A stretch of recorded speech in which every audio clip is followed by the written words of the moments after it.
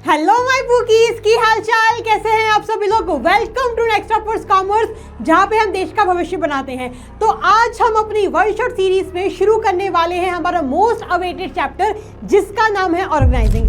इसके पहले हमने किया था अपना प्लानिंग वाला चैप्टर कंप्लीट, जिसमें हमने ये जाना था कि प्लानिंग क्या होता है, उसकी प्रोसेस क्या होती है, कैसे चीज़ों को प्लान आउट किया जाता है।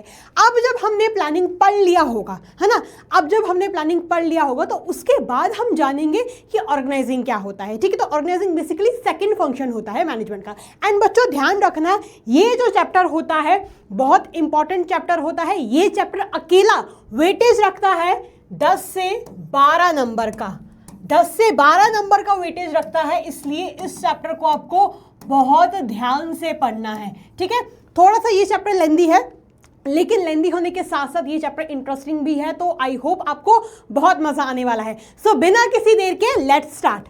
तो है ना, अब बच्चों बात आती है, सबसे पहले हम ये जानेंगे कि ऑर्गेनाइजिंग क्या होता है। यू नो दिस, मैंने आपको पहले भी बताया कि हम प्लानिंग में क्या करते थे। प्लानिंग में हम चीज़ों को प्लान आउट करते थे, है ना, कि हमें क्या करना है उसके रिगार्डिंग प्लान सेट करते थे। Long term plan, short term plan, medium term plan वगैरह वगैरह वगैरह। तो हम बेसिकली प्लानिंग करते थे।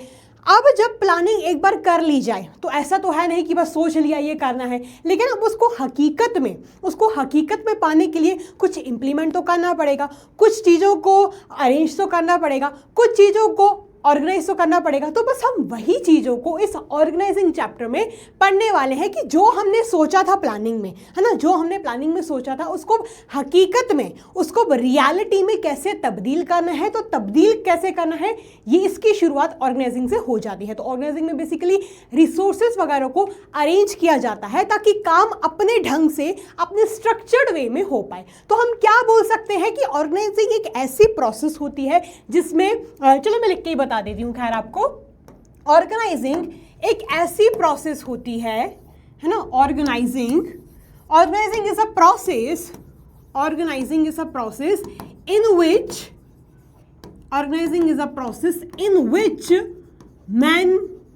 इन विच रिसोर्सेज, जिसमें जो रिसोर्सेज होते हैं, है ना, जिसमें जो रिसोर्सेज होते हैं। रिसोर्सेज आपके कौन कौन से हो गए मैम? रिसोर्सेज हो गए जैसे कि हमारे मैन, मटेरियल, ये सारे जो रिसोर्सेज हो गए, मैन, मटेरियल, है ना, ये सारे जो रिसोर्सेज होते हैं जिसके फिजिकल, फाइनेंशियल, ह्यूमन रिसोर्सेज, इन सारे रिसोर्सेज को अरेंज किया जाता है। So organising is a process in which resources like man, material are arranged in a structured way, इनको एक प्रॉपर स्ट्रक्चर वे में ऑर्गेनाइज किया जाता है, इनको प्रॉपर एक ऑर्गेनाइज्ड वे में अरेंज किया जाता है। Are arranged in a structured way to accomplish the organization goals. क्यों अरेंज किया जाता है? फालतू में तो करेंगे नहीं, है ना, फालतू में तो करेंगे नहीं। क्यों अरेंज किया जाता है? ताकि जो ऑर्गेनाइजेशन के जो गोल्स हैं वो अरेंज हो पाए, अचीव हो पाए। हाँ, फॉर एन एग्जाम्पल जैसे कि जब आपके स्कूल में कोई प्रोग्राम होता है, मान लो एनुअल डे है या कोई स्पोर्ट्स डे है, तो आपके स्कूल वाले क्या करते हैं? पहले आपके स्कूल वालों ने सोचा कि भैया हमें इस तारीख को एनुअल डे कंडक्ट करवाना है। ठीक है, ये सोच लिया। अब उसको कैसे परफॉर्म करेंगे, उसको कैसे ऑर्गेनाइज करेंगे? अलग अलग डिपार्टमेंट्स बना देंगे। कल्चरल डिपार्टमेंट का काम होगा कि भैया वो म्यूजिक, सिंगिंग, एंकरिंग देखे। डिसिप्लिन डिपार्टमेंट का काम होगा कि डिसिप्लिन मेंटेन हो। कुछ वाइस प्रिंसिपल का काम होगा कि सारी चीज़ों को मॉनिटर करना। तो ऐसे अलग अलग डिपार्टमेंट्स बना दिए जाते हैं और हर एक डिपार्टमेंट अपना अपना काम अच्छे तरीके से देखता है। ठीक है, तो अब वैसे ही कंपनी में भी क्या होता है कि जो इतना सारा काम है ना, इतना सारा काम है, रिसोर्सेस हैं, उनको असेंबल करना, ह्यूमन रिसोर्सेज जो है, जैसे कि हमारे जैसे इंसान होते हैं, उनको बताना कि उनको क्या करना है, इन सारी चीज़ों को एक स्ट्रक्चर वे में ऑर्गेनाइज कर दिया जाता है। ठीक है, तो डेफिनेशन क्या बोलती है, किताब की भाषा क्या बोलती है? किताब की भाषा आपकी ये बोलती है कि organizing can be defined as a process which coordinates human effort. तो ऑर्गेनाइजिंग एक ऐसी प्रोसेस होती है जिसमें ह्यूमन एफर्ट्स को, रिसोर्सेस को, ठीक है, इंटीग्रेट किया जाता है ना। रिसोर्सेज जो है अपने आप काम नहीं करेंगे, जैसे कि मशीन्स वगैरह हैं वो अपने आप काम नहीं करेंगी। इनको कौन ऑपरेट करेगा? इनको हमारे जैसे इंसान ही ऑपरेट करेंगे। और हमारे जैसे इंसानों का क्या काम है ये भी बताना किसका पार्ट है? ऑर्गेनाइजिंग का पार्ट है। तो इन दोनों चीज़ों को इंटीग्रेट करके ऑर्गेनाइजेशन के जो गोल्स होते हैं, ऑब्जेक्टिव्स होते हैं, वो अचीव करवाए जाते हैं। फॉर एन एग्जाम्पल, एक आपको कंपनी से रिलेटेड एग्जाम्पल भी मैं बताती हूँ। मान चलो एक कंपनी को स्मार्टफोन लॉन्च करना है। क्या करना है? स्मार्टफोन लॉन्च करना है। तो अब उन्होंने ये तो प्लान कर लिया, ये तो सोच लिया कि भैया हमें स्मार्टफोन को लॉन्च करना है अगले साल तक। तो अब स्मार्टफोन अपने आप तो लॉन्च हो नहीं जाएगा। सोचा कि भैया मेरे को स्मार्टफोन लॉन्च करना है, सपने में मतलब सोचा और अगली सुबह स्मार्टफोन बन के तैयार हो गया। ऐसा तो हो नहीं सकता। तो स्मार्टफोन कैसे लॉन्च होगा? उसके लिए मैन्युफैक्चरिंग डिपार्टमेंट मतलब प्रोडक्शन डिपार्टमेंट स्मार्टफोन्स को बनाएगा, designing department, research and developing जो रिसर्च R&D वाला डिपार्टमेंट होता है वो क्या करेगा? डिज़ाइन करेगा, रिसर्च करेगा। फाइनेंस डिपार्टमेंट अपना फाइनेंस से रिलेटेड काम करेगा, ठीक है। फिर परचेज डिपार्टमेंट सामान को खरीदेगा, मार्केटिंग डिपार्टमेंट एडवर्टाइजमेंट करेगा, सेल्स डिपार्टमेंट उसको बेचेगा। तो हर एक अलग अलग डिपार्टमेंट्स के अपने अपने काम बता दिए जाएंगे, ठीक है। एक्टिविटीज़ क्या होंगी? एक्टिविटीज़ ये होंगी कि कैसे स्मार्टफोन को बनाना है ना, कैसे उसका एडवर्टाइजमेंट करना है, कैसे उसको बेचता है, ये सारे काम भी बता दिए जाएंगे। तो सब इन सब चीज़ों को ही जब इंटीग्रेट किया जाता है ना, जब इन सब चीज़ों को ही इंटीग्रेट किया जाता है तब जाके ऑर्गेनाइजेशन प्रॉपर वे में फॉलो होता है, ठीक है। तो आई होप आपको थोड़ा बहुत समझ आया होगा। अगर थोड़ा बहुत भी समझ आया तो भी चलेगा, बिकॉज इसको हम और अच्छे तरीके से क्लियर करने वाले हैं हमारे फीचर्स की मदद से, ठीक है। तो आइए सबसे पहले इसको मैं आपका निमोनिक बता देती हूँ। तो इसका निमोनिक ये है आइडिया। मतलब आइडिया की स्पेलिंग आपको गलत याद रखनी है।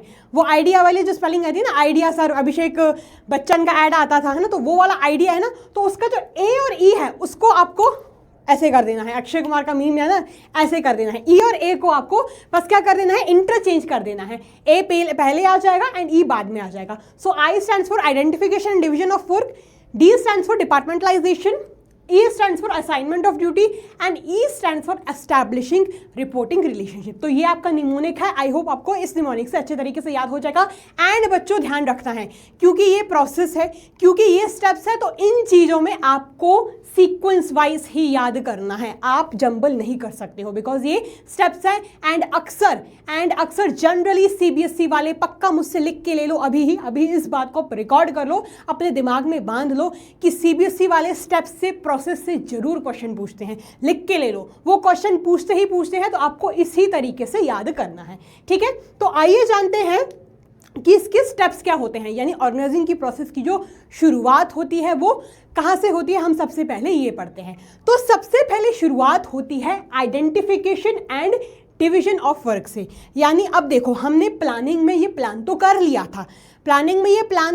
था कि हमें क्या करना है, हमने अपना ऑब्जेक्टिव तो सेट कर लिया था, लेकिन उसको एक्चुअली में कैसे इंप्लीमेंट करना है, तो सबसे पहले हमें क्या करना होगा? आइडेंटिफाई करना होगा और काम को डिवाइड करना होगा। अब बहुत जायज़ सी बात है, ये चीज़ हमने प्रिंसिपल्स ऑफ मैनेजमेंट वाले चैप्टर में भी पढ़ी थी कि इतना सारा काम एक अकेला इंसान नहीं कर सकता है ना, इतना सारा काम एक अकेला डिपार्टमेंट, एक अकेला इंसान नहीं संभाल सकता है। तो उसे इतने सारे काम को छोटे पार्ट्स में बांटना पड़ता है और ऐसे डिपार्टमेंट को, ऐसे इंसान को सौंपना पड़ता है जिसको एक्चुअली में करने में माहिर हो। तो सबसे पहले क्या किया जाता है? सबसे पहले ये मेक श्योर किया जाता है कि काम डिवाइडेड रहे, ताकि एक डिपार्टमेंट, एक इंसान वही काम करे जो उसको आता है और वो जो काम है वो रिपीटेड ना हो। अगर डिवाइड नहीं किया जाएगा काम, तो क्या होगा? जो काम होगा वो डुप्लीकेट हो जाएगा, वो रिपीट हो जाएगा। जैसे कि मान चलो अगर डिवीजन ऑफ वर्क किया ही नहीं तो क्या होगा? प्रोडक्शन डिपार्टमेंट क्या करेगा? प्रोडक्शन डिपार्टमेंट अपने हिसाब से मान चलो सामान ले आया, ठीक है, अपने हिसाब से सामान ले आया और उसे बनाना शुरू कर दिया। अब परचेज डिपार्टमेंट को ये पता ही नहीं था, तो परचेज डिपार्टमेंट ने भी क्या किया?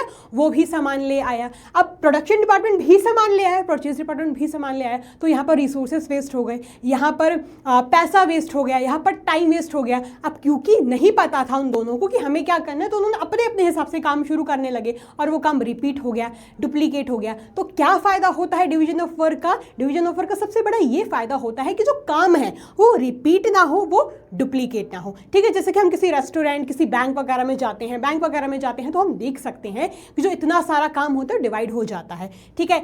एक अलग डिपार्टमेंट, एक अलग इंसान होता है जो FD वगैरह बनाता है, एक अलग इंसान होता है तो जो लोन ग्रांट करता है, एक सिक्योरिटी गार्ड खड़ा रहता है, डिपॉजिट करने का अलग एक इंसान होता है। तो इतने सारे काम को क्या किया जाता है? बांट दिया जाता है, ठीक है। हम किसी रेस्टोरेंट कैफ़े में जाते हैं तो हम देख सकते हैं कि शेफ़ जो होते हैं वो खाना बनाते हैं, ठीक है।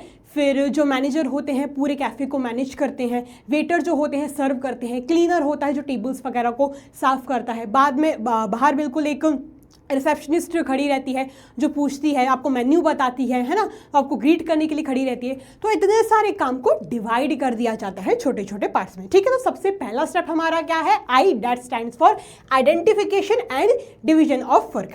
Now the next step is departmentalisation.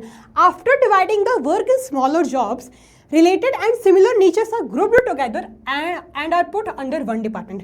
अब देखो अब क्या होता है, हमने ये तो देख लिया कि काम को हमने डिवाइड कर दिया, ठीक है। एक डिपार्टमेंट को वही काम पकड़ा है जो एक्चुअली में वो कर सकता है, ये सब तो हमने कर दिया। लेकिन जो सिमिलर नेचर का जो काम होगा, जो सिमिलर, जो इक्वल, जो वन नेचर का काम होगा, उनको एक ही ग्रुप में डाला जाएगा, एक ही डिपार्टमेंट में डाला जाएगा, वो बोलता है आपका departmentalisation. So the departmentation or grouping of jobs can be done by the organization on the basis of criteria or basis। तो हर ऑर्गेनाइजेशन के अपने अपने कुछ अलग अलग क्राइटेरिया या अलग अलग बेसिस होते हैं जिसके बेसिस पे वो सिमिलर नेचर का काम एक ग्रुप में डाल देते हैं। जैसे कि जो भी बनाने से रिलेटेड काम होगा, जो भी मैन्युफैक्चरिंग से रिलेटेड काम होगा, वो किस में आएगा, वो आ जाएगा प्रोडक्शन डिपार्टमेंट में, है ना। जो बेचने का काम होगा वो किस में आ जाएगा, वो सेल्स डिपार्टमेंट का आ जाएगा। सो आप जाओ, आप काम करो अपना, मतलब जो आपका काम है आप वो काम करो। जो सिमिलर नेचर का काम है उसको एक ही ग्रुप में डाल दिया गया है। जैसे कि बिजनेस स्टडीज, अकाउंट्स, इकोनॉमिक्स, इनको कॉमर्स के नीचे ही डाला गया है बिकॉज ये सिमिलर नेचर के सब्जेक्ट्स हैं। मैथ्स, साइंस, फिजिक्स, बायो बिल्कुल ही अलग हो जाते हैं तो इनको साइंस स्ट्रीम में डाल दिया गया। तो वैसे ही जो सिमिलर नेचर के काम होते हैं उनको एक ग्रुप में डाल दिया जाता है, ठीक है। ये भी क्लियर हो गया मैम। अब नेक्स्ट बताओ। अब नेक्स्ट स्टेप है हमारा assignment of duties. Next step क्या बोलता है, ड्यूटीज को असाइन करना, ड्यूटीज को सौंपना। अब देखो, अब ऐसा तो है नहीं कि जो इतना सारा काम है उसको हमने चलो मान लिया कि हमने छोटे छोटे पार्ट्स में डिवाइड करके ऐसे इंसान को दिया जो कर सकता है, लेकिन हम ऐसे ही इंसान को वो काम सौंपेंगे जो उस काम को कर पाएगा। हर किसी को जाके नहीं पकड़ा सकते। जैसे कि मैं BST पढ़ा सकती हूँ, I can teach business studies and economics really very well. अगर कोई मेरे को बोल देगा कि प्रबलीन मैम आप फिजिक्स पढ़ा दीजिए, आप ज्योग्राफी पढ़ा दीजिए, आप बायो पढ़ा दीजिए, तो मैं नहीं पढ़ा पाऊंगी। क्यों? बिकॉज वो मेरी क्वालिफिकेशन है ही नहीं। तो क्या बोला जाता है, ड्यूटीज को असाइन करना, वो काम सौंपना जो एक्चुअली में इंसान कर सकता है, उसकी क्वालिफिकेशन, उसकी स्किल्स, उसकी नॉलेज के अकॉर्डिंग।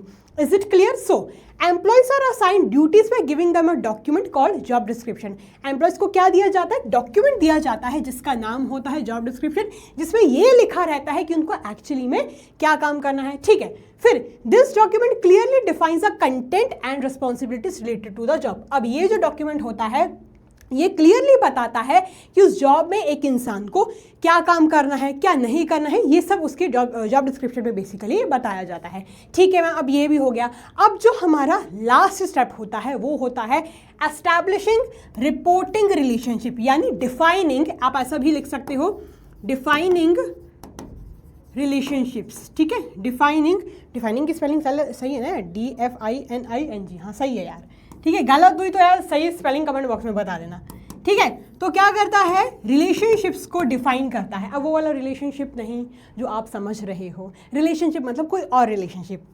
अब देखो, एक ऑर्गेनाइजेशन में सब सबऑर्डिनेट तो रहेंगे नहीं, सब सुपीरियर या मैनेजर तो रहेंगे नहीं, कोई ना कोई तो एम्प्लॉयर होगा, कोई ना कोई तो एम्प्लॉय होगा। तो कौन एम्प्लॉय होगा, कौन एम्प्लॉयर होगा, उसको कौन बताता है, कौन सुपीरियर होगा, कौन सबऑर्डिनेट होगा, उसको कौन बताता है, उसको आपका ऑर्गेनाइजिंग ही बताता है। यानी ये रिलेशनशिप को रिपोर्ट करता है, ये बताता है कि एक सबऑर्डिनेट को किसके नीचे काम करना है, उसका सुपीरियर कौन होगा, और एक सुपीरियर को ये बताता है कि उसके नीचे कौन काम करेगा, कौन उसके सबऑर्डिनेट्स होंगे। तो ये रिलेशनशिप कौन बताता है, ये रिलेशनशिप आपका ऑर्गेनाइजिंग ही बताता है कि कौन सुपीरियर रहेगा और कौन सबऑर्डिनेट रहेगा, ठीक है। सुपीरियर सबऑर्डिनेट को रिलेशनशिप को भी वही बताता है। सो उसको जाके बोलना, मतलब जो आपका सुपीरियर है उसी को जाके बोलना है। अगर आपको रिलेशनशिप को डिफाइन नहीं किया जाएगा तो एक इंसान हर कहीं जाएगा, है ना। मान चलो जो सेल्स पर्सन है, अगर सेल्स पर्सन को बताया ही नहीं जाएगा कि उसका मैनेजर कौन है, उसका सेल्स मैनेजर कौन है, तो सेल्स पर्सन किसके पास जाएगा, प्रोडक्शन मैनेजर के पास चला जाएगा, कंपनी के CEO के पास चला जाएगा, तो वो हर कहीं चला जाएगा। इसलिए रिलेशनशिप्स को क्लियर किया जाता है। Is it clear? तो यहाँ तक आप फटाफट पहले नोट कर दीजिए। हाँ जी बच्चों, सो आई होप आपने नोट डाउन कर लिया होगा। अब हम पढ़ेंगे कि ऑर्गेनाइजिंग की क्या इंपॉर्टेंस होती है एक कंपनी में, एक ऑर्गेनाइजेशन में। ठीक है, तो इसके लिए भी मैंने आपके लिए निमोनिक बनाया हुआ था, and the mnemonic is ABCD EEE, है ना। आप इसको जंबल करके भी याद कर सकते हो, ऐसा कुछ नहीं है, लेकिन ये निमोनिक अच्छा बन पा रहा था तो मैंने ये निमोनिक आपके लिए बनाया हुआ है। ठीक है, एंड जो इसके फर्स्ट लेटर हैं उनको मैंने पिंक पेन से हाईलाइट किया हुआ है, तो आप वैसे करके याद कर लेना। ठीक है, तो चलो अब हम पढ़ते हैं कि क्या इसकी इंपॉर्टेंस होती है। शुरू करते हैं हमारे पहले सिग्निफिकेंट पॉइंट से, जो ये बोलता है बेनिफिट्स इन स्पेशलाइजेशन। अब देखो, मैंने आपको बताया था कि इतने सारे काम को क्या किया जाता है, छोटे छोटे पार्ट्स में बांट दिया जाता है और ऐसे इंसान को सौंपा जाता है जो उसको एक्चुअली में करने में माहिर है, एक्सपर्ट है। तो अब हम ऐसे इंसान को वो काम सौंपेंगे जिस इंसान को वो काम आता है, तो वो एक्सपर्ट है, स्पेशलाइज है, और अगर वही काम उसको देंगे जो एक्चुअली में उसको आता है, तो वही काम करते करते करते करते वो क्या बन जाता है, वो एक दिन स्पेशलिस्ट बन जाता है, यानी उस काम में उसको स्पेशलाइजेशन गेन हो जाती है। ठीक है, तो ये हुआ पहला हमारा इंपॉर्टेंस का पॉइंट। सेकेंड है क्लैरिटी इन वर्किंग रिलेशनशिप। ये चीज मैंने आपको स्टेप्स में भी समझाई कि क्या होता है, जो सुपीरियर और सबऑर्डिनेट का जो रिलेशनशिप होता है वो डिफाइन किया जाता है कि एक सुपीरियर के नीचे कितने सबऑर्डिनेट्स काम करेंगे, एक सबऑर्डिनेट का कौन सुपीरियर रहेगा, एक सबऑर्डिनेट को किसको काम करके देना है। तो इस चीज को भी क्लियर यहाँ पे किया जाता है, क्लियरली डिफाइन किया जाता है। ठीक है, नाउ नेक्स्ट इंपॉर्टेंस का पॉइंट क्या है, नेक्स्ट इंपॉर्टेंस का पॉइंट है ऑप्टिमम यूटिलाइजेशन ऑफ रिसोर्सेज। अब देखो बच्चों, क्या होता है एक कंपनी में, ऐसे इंसान को, डिवीजन ऑफ वर्क मैंने आपको जस्ट अभी बताया था, तो एक ऐसे इंसान को काम दिया जाता है जो उसको एक्चुअली में कर सकता है, तो वो इंसान वही काम करेगा जिसको आता है वो काम, है ना। तो रिसोर्सेज वेस्ट नहीं होंगे। अब मेरे को कोई बोल देगा कि प्रवीण मैम जाइए आप फिजिक्स पढ़ाइए, तो क्या मैं पढ़ा पाऊंगी? मैं हर कुछ पढ़ाऊंगी, गलत सलत पढ़ाऊंगी, अपना टाइम भी वेस्ट करूंगी, आपका टाइम भी वेस्ट करूंगी, रिसोर्सेज भी अलग वेस्ट होंगे, फालतू में टाइम जाएगा, प्लस मेरे को जो सैलरी मिल रही होगी फिजिक्स पढ़ाने की, है ना, जब मैं फिजिक्स पढ़ा ही नहीं सकती तो उनके पैसे भी बेकार ही मेरे ऊपर लग रहे हैं ना, तो वो भी अलग से वेस्ट होंगे। तो क्या बोला जाता है कि जो रिसोर्सेज का प्रॉपर ऑप्टिमम यूटिलाइजेशन होता है, जब वो लोग ऐसा काम कर पाते हैं जिनको एक्चुअली में काम आता है, तो रिसोर्सेज का भी प्रॉपर यूटिलाइजेशन होता है। ठीक है, जो वर्क होता है वो डुप्लीकेट नहीं होता, वो रिपीट नहीं होता, तो इससे में जो रिसोर्सेज होते हैं वो भी बचते हैं। ठीक है, फिर नेक्स्ट पॉइंट है adaptation to change. Next point क्या है, adaptation to change. Adaptation to change ये बोलता है कि जो एक अच्छा मैनेजर होता है, ये जो एम्प्लॉयज है, जो सबऑर्डिनेट्स होते हैं, वो जो हमारे बिजनेस एनवायरनमेंट में जितने भी चेंजेस आ रहे होते हैं उन चेंजेस को अकोमोडेट कर पाते हैं, मतलब उन चेंजेस में ढल पाते हैं, ना कि मना कर पाते हैं। सो क्या बोला गया है, the process of organizing allows a businessman to accommodate changes in the business environment. It allows a organization structure to be modified and inter relationship among people to save the way for smooth transaction. मतलब मैंने आपको पहले भी बोला था, एक structure create होता है ऑर्गेनाइजेशन में। तो जब स्ट्रक्चर क्रिएट होता है ऑर्गेनाइजेशन में और जब भी कुछ चेंजेस आते हैं तो उन चेंजेस को मीट करना आसान हो जाता है। ऐसा स्ट्रक्चर क्रिएट किया जाता है जिसमें चेंजेस भी इजीली मीट हो। ठीक है, नेक्स्ट पॉइंट क्या है, नेक्स्ट पॉइंट क्या है, इफेक्टिव एडमिनिस्ट्रेशन। देखो बच्चों, मैंने आपको बोला था, ट्रिपल ई बोला था, तो पहला ई ये है, दूसरा ई ये है, एंड आपका तीसरा ई ये है। ठीक है, इसको एफिशिएंसी भी बोल सकते हो और ऑप्टिमम यूटिलाइजेशन ऑफ रिसोर्सेज भी बोल सकते हो। ई निकल के आ रहा था तो मैंने ई अंडरलाइन किया हुआ है। ठीक है, अब नेक्स्ट इंपॉर्टेंस का पॉइंट क्या है, इफेक्टिव एडमिनिस्ट्रेशन। अब देखो बच्चों, सब कुछ सेट हो रहा है, सब कुछ क्लियर हो गया, सब कुछ सॉर्टेड है, मतलब ऑर्गेनाइजिंग से सब कुछ क्या हो जाता है, और कंपनी में, बिजनेस में, ऑर्गेनाइजेशन में सब कुछ सॉर्टेड होता है। एक इंसान वही काम कर रहा होता है जिसको वो काम आता है, कौन सुपीरियर कौन सबऑर्डिनेट रहेगा इसको भी क्लियर कर दिया जाता है, तो सब कुछ सॉर्टेड रहता है ना, किसी प्रकार की चिंता, चैलेंजेस, दिक्कत नहीं रहती है। तो जब कुछ सॉर्टेड रहता है तो जायज़ सी बात है कि जो एडमिनिस्ट्रेशन होगा, जो चलाने की प्रक्रिया होगी, वो भी बहुत ईजी होगी, वो भी बहुत फ्लेक्सिबल होगी, है ना। सो क्या बोला गया है कि ऑर्गेनाइजिंग जो होता है वो सिमिलर नेचर का, या जो रिलेटेड जो काम होता है वो एक ही डिपार्टमेंट में डाल देता है, जिससे एफर्ट्स में, काम में यूनिटी आती है। फिर क्या होता है, organizing function establishes relation between different departments keeping in mind the coordination among different departments. अब एक डिपार्टमेंट को ऐसा काम पकड़ाया जाता है जो एक्चुअली में कर सकता है ना। तो जब ऐसे डिपार्टमेंट्स ऐसा काम करते हैं जो उनको एक्चुअली में आता है, तो सब डिपार्टमेंट्स में कोऑर्डिनेशन भी होता है, मतलब सब कुछ सॉर्टेड होता है, सिंपल होता है, किसी भी प्रकार की चिंता नहीं होती है जब सब कुछ ऑर्गेनाइज करके एक कंपनी चलती है। Is it clear? फिर फिर नेक्स्ट पॉइंट क्या है? नेक्स्ट पॉइंट है एक्सपेंशन एंड ग्रोथ। अब देखो बच्चों, जब सब कुछ सॉर्टेड रहेगा, जब सब कुछ सही रहेगा, एक कंपनी को पता है कि उसके बिजनेस में सब कुछ सही चल रहा है, जो रिसोर्सेज हैं वो प्रॉपर यूटिलाइज हो रहे हैं, सबऑर्डिनेट अच्छे तरीके से काम कर रहे हैं, सुपीरियर अच्छे तरीके से मैनेज कर रहे हैं, रिसोर्सेज फालतू में वेस्ट नहीं हो रहे हैं, तो कंपनी का पैसा बचेगा, कंपनी प्रॉफिट कमाएगी। कंपनी जब अच्छा प्रॉफिट कमाएगी, तो मैंने आपको बोला ही था, मैंने आपको पहले भी बहुत बार पढ़ाया हुआ है कि जब अच्छा खासा कंपनी प्रॉफिट कमाती है, प्रॉफिट के बाद वो क्या करती है? ग्रो करती है, वो एक्सपैंड करने का सोचती है। तो जब कुछ सॉर्टेड चलेगा, सब कुछ सही होगा, कंपनी अच्छा पैसा कमाएगी, कंपनी अच्छा खासा प्रॉफिट कमाएगी, उसके बाद कंपनी क्या करेगी कि चलो हम आगे बढ़ने का भी सोचते हैं।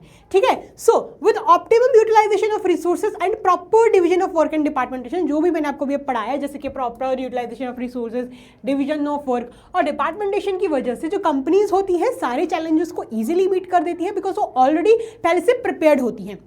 अगर वो प्रिपेयर्ड नहीं होंगी तो कोई भी जब चैलेंजेस आएंगे तो उन चैलेंजेस को वो मीट ही नहीं कर पाएंगी। जब सब कुछ सॉर्टेड होगा तो कंपनी अच्छा खासा प्रॉफिट कमाएगी और वो आगे बढ़ने का भी सोचेगी। ठीक है, इज इट क्लियर? फिर नेक्स्ट पॉइंट है डेवलपमेंट ऑफ पर्सन, मतलब डेवलपमेंट ऑफ एम्प्लॉयज। जो ऑर्गेनाइजेशन में जो लोग काम कर रहे हैं उनका भी विकास होता है। उनका विकास कैसे होता है मैम? देखो बच्चों, क्या होता है, एक इंसान वो काम करता है जिसको एक्चुअली में आता है। तो जब वो काम करता है, वो जब उसमें एक्सपर्ट होने लगता है, तो वो ये सोचता है कि क्यों ना इस काम को और करने के क्या तरीके हो सकते हैं, मैं वो भी डिस्कवर करूँ। तो अपने काम में स्पेशलिस्ट हो रहा है, अपने काम में एक्सपर्ट बन रहा है, तो वो और नए तरीकों को भी आजमाता है और नए तरीकों से कैसे काम कर सकते हैं उनको भी खोजने की कोशिश करता है। तो उनका भी विकास होता है, वो अपना दिमाग दौड़ाते हैं, है ना, अच्छे तरीके से काम कर रहे हैं, अच्छी टेक्निक्स को इन्वेंट कर रहे हैं, तो का भी विकास होता है। ठीक है, so delegation of authority is an important part of organizing by delegating the routine work. जब रूटीन वर्क को डेलीगेट कर दिया जाता है, the managers can concentrate to develop new methods and ways of performing job. तो ये delegation क्या है मैं आपको आगे पढ़ाऊंगी। तो मैनेजर्स क्या करते हैं, जब उनके पास बहुत सारा काम होता है, तो जो छोटा मोटा काम होता है ना, वो अपने सबऑर्डिनेट को दे देते हैं। तो जब सबऑर्डिनेट को वो काम करने के लिए दे देते हैं, तो सबऑर्डिनेट्स को भी वो काम सीखने का मौका मिलता है, तो उनका भी विकास होता है। प्लस जो मैनेजर्स,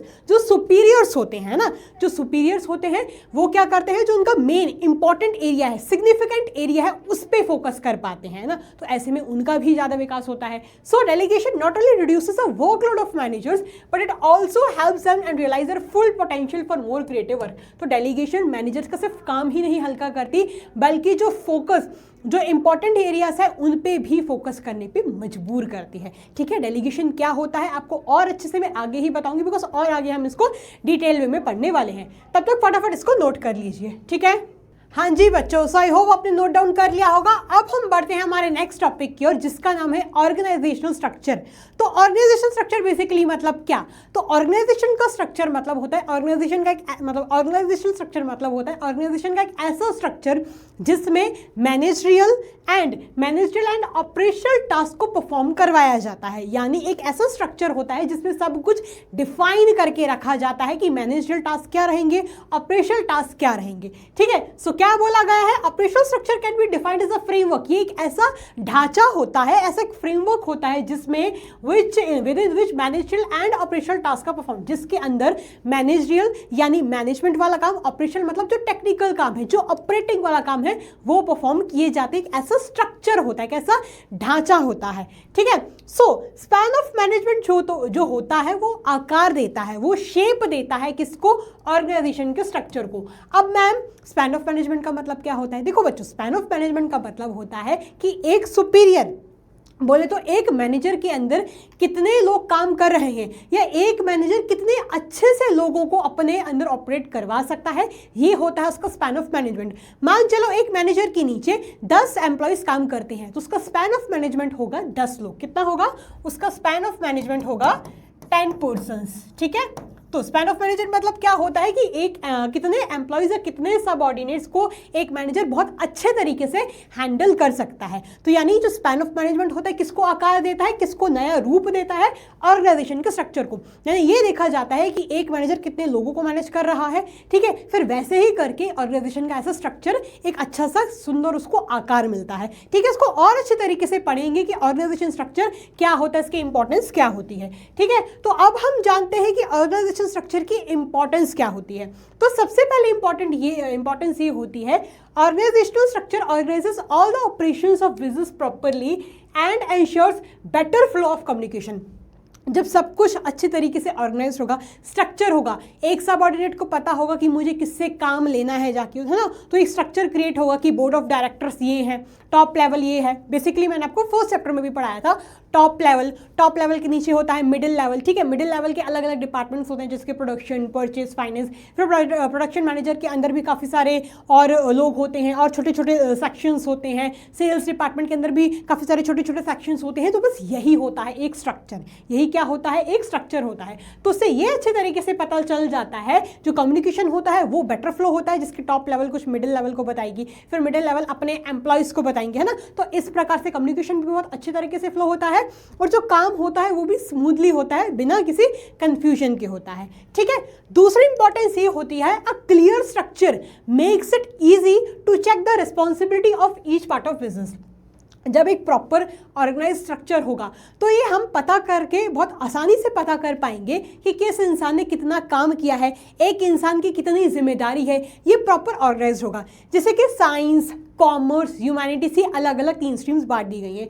साइंस में फिजिक्स है, बायो है, मैथ्स है, केमिस्ट्री है। कॉमर्स में भी बीएसटी है, इको है, अकाउंट्स है। तो अलग अलग स्ट्रक्चर बांट दिए गए हैं। अब अगर किसी को ये जानना है कि प्रबलीन मैम कैसा काम कर रही हैं, तो वो कॉमर्स स्ट्रीम में आएगा, देखेगा कि बीएसटी वाली मैम कैसा काम कर रही है। अगर कोई स्ट्रक्चर ही क्रिएट नहीं होगा, बिल्कुल कंफ्यूजन होगी, तो भैया समझने में ही, जिम्मेदारी जानने में ही बहुत दिक्कत जाएगी, ठीक है। फिर नेक्स्ट क्या है, clear idea about the working style of an enterprise can be known from organization structure. यानी एक अगर किसी को पता करना है कि ये जो ऑर्गेनाइजेशन है वो कौन सा स्ट्रक्चर फॉलो करती है, तो हम कैसे जान सकते हैं, वो हम ऑर्गेनाइजेशन स्ट्रक्चर की मदद से ही जान सकते हैं कि ये जो कंपनी है, ये जो बिजनेस है, कौन सा स्टाइल अडॉप्ट करता है। अब हम कौन सा स्टाइल मतलब समझ नहीं आया, वो मैं अभी आपको आगे समझाऊंगी। बेसिकली 2 प्रकार के होते हैं, फंक्शनल और डिविजनल, ठीक है। फिर क्या है तीसरा, organization structure allows correlation and coordination among human, physical and financial resources. मतलब इंसानों में, फिजिकल रिसोर्सेज में एंड फाइनेंशियल रिसोर्सेज में कोऑर्डिनेशन, एक इंटीग्रेशन क्रिएट करता है, ठीक है। ये चीज़ हमने ऑर्गेनाइजिंग की डेफिनेशन में भी पढ़ी थी। फिर क्या होता है, clearly defines the levels of management and span of control under each level. Clearly पता चलता है कि एक मैनेजर के अंदर कितने लोग काम कर रहे हैं। जिसके कॉमर्स स्ट्रीम में कितने टीचर्स हैं, 3 टीचर्स हैं, है ना। ये हम कैसे पता कर सकते हैं, ये हम पता कर सकते हैं जब हम देखेंगे कि कॉमर्स स्ट्रीम के अंदर कितने एम्प्लॉयज़, कितने लोग काम कर रहे हैं। साइंस में कितने फैकल्टीज हैं, साइंस में 4 हैं, तो उनका स्पैन ऑफ मैनेजमेंट कितना हो गया, 4 फैकल्टीज का होगा। तो ये क्लियरली हम ऑर्गेनाइजेशन स्ट्रक्चर की मदद से हम क्लियरली इन चीज़ों को बहुत आसानी से पता कर सकते हैं। तो बेसिकली ऑर्गेनाइजेशन स्ट्रक्चर अगर अच्छा होता है, डिफाइंड होता है, तो सब सॉर्टेड होता है, सब चंगा सी, ठीक है। ये वाला मीम लगाया हुआ है इसलिए। अब मैं आपको बताऊंगी कि क्या टाइप्स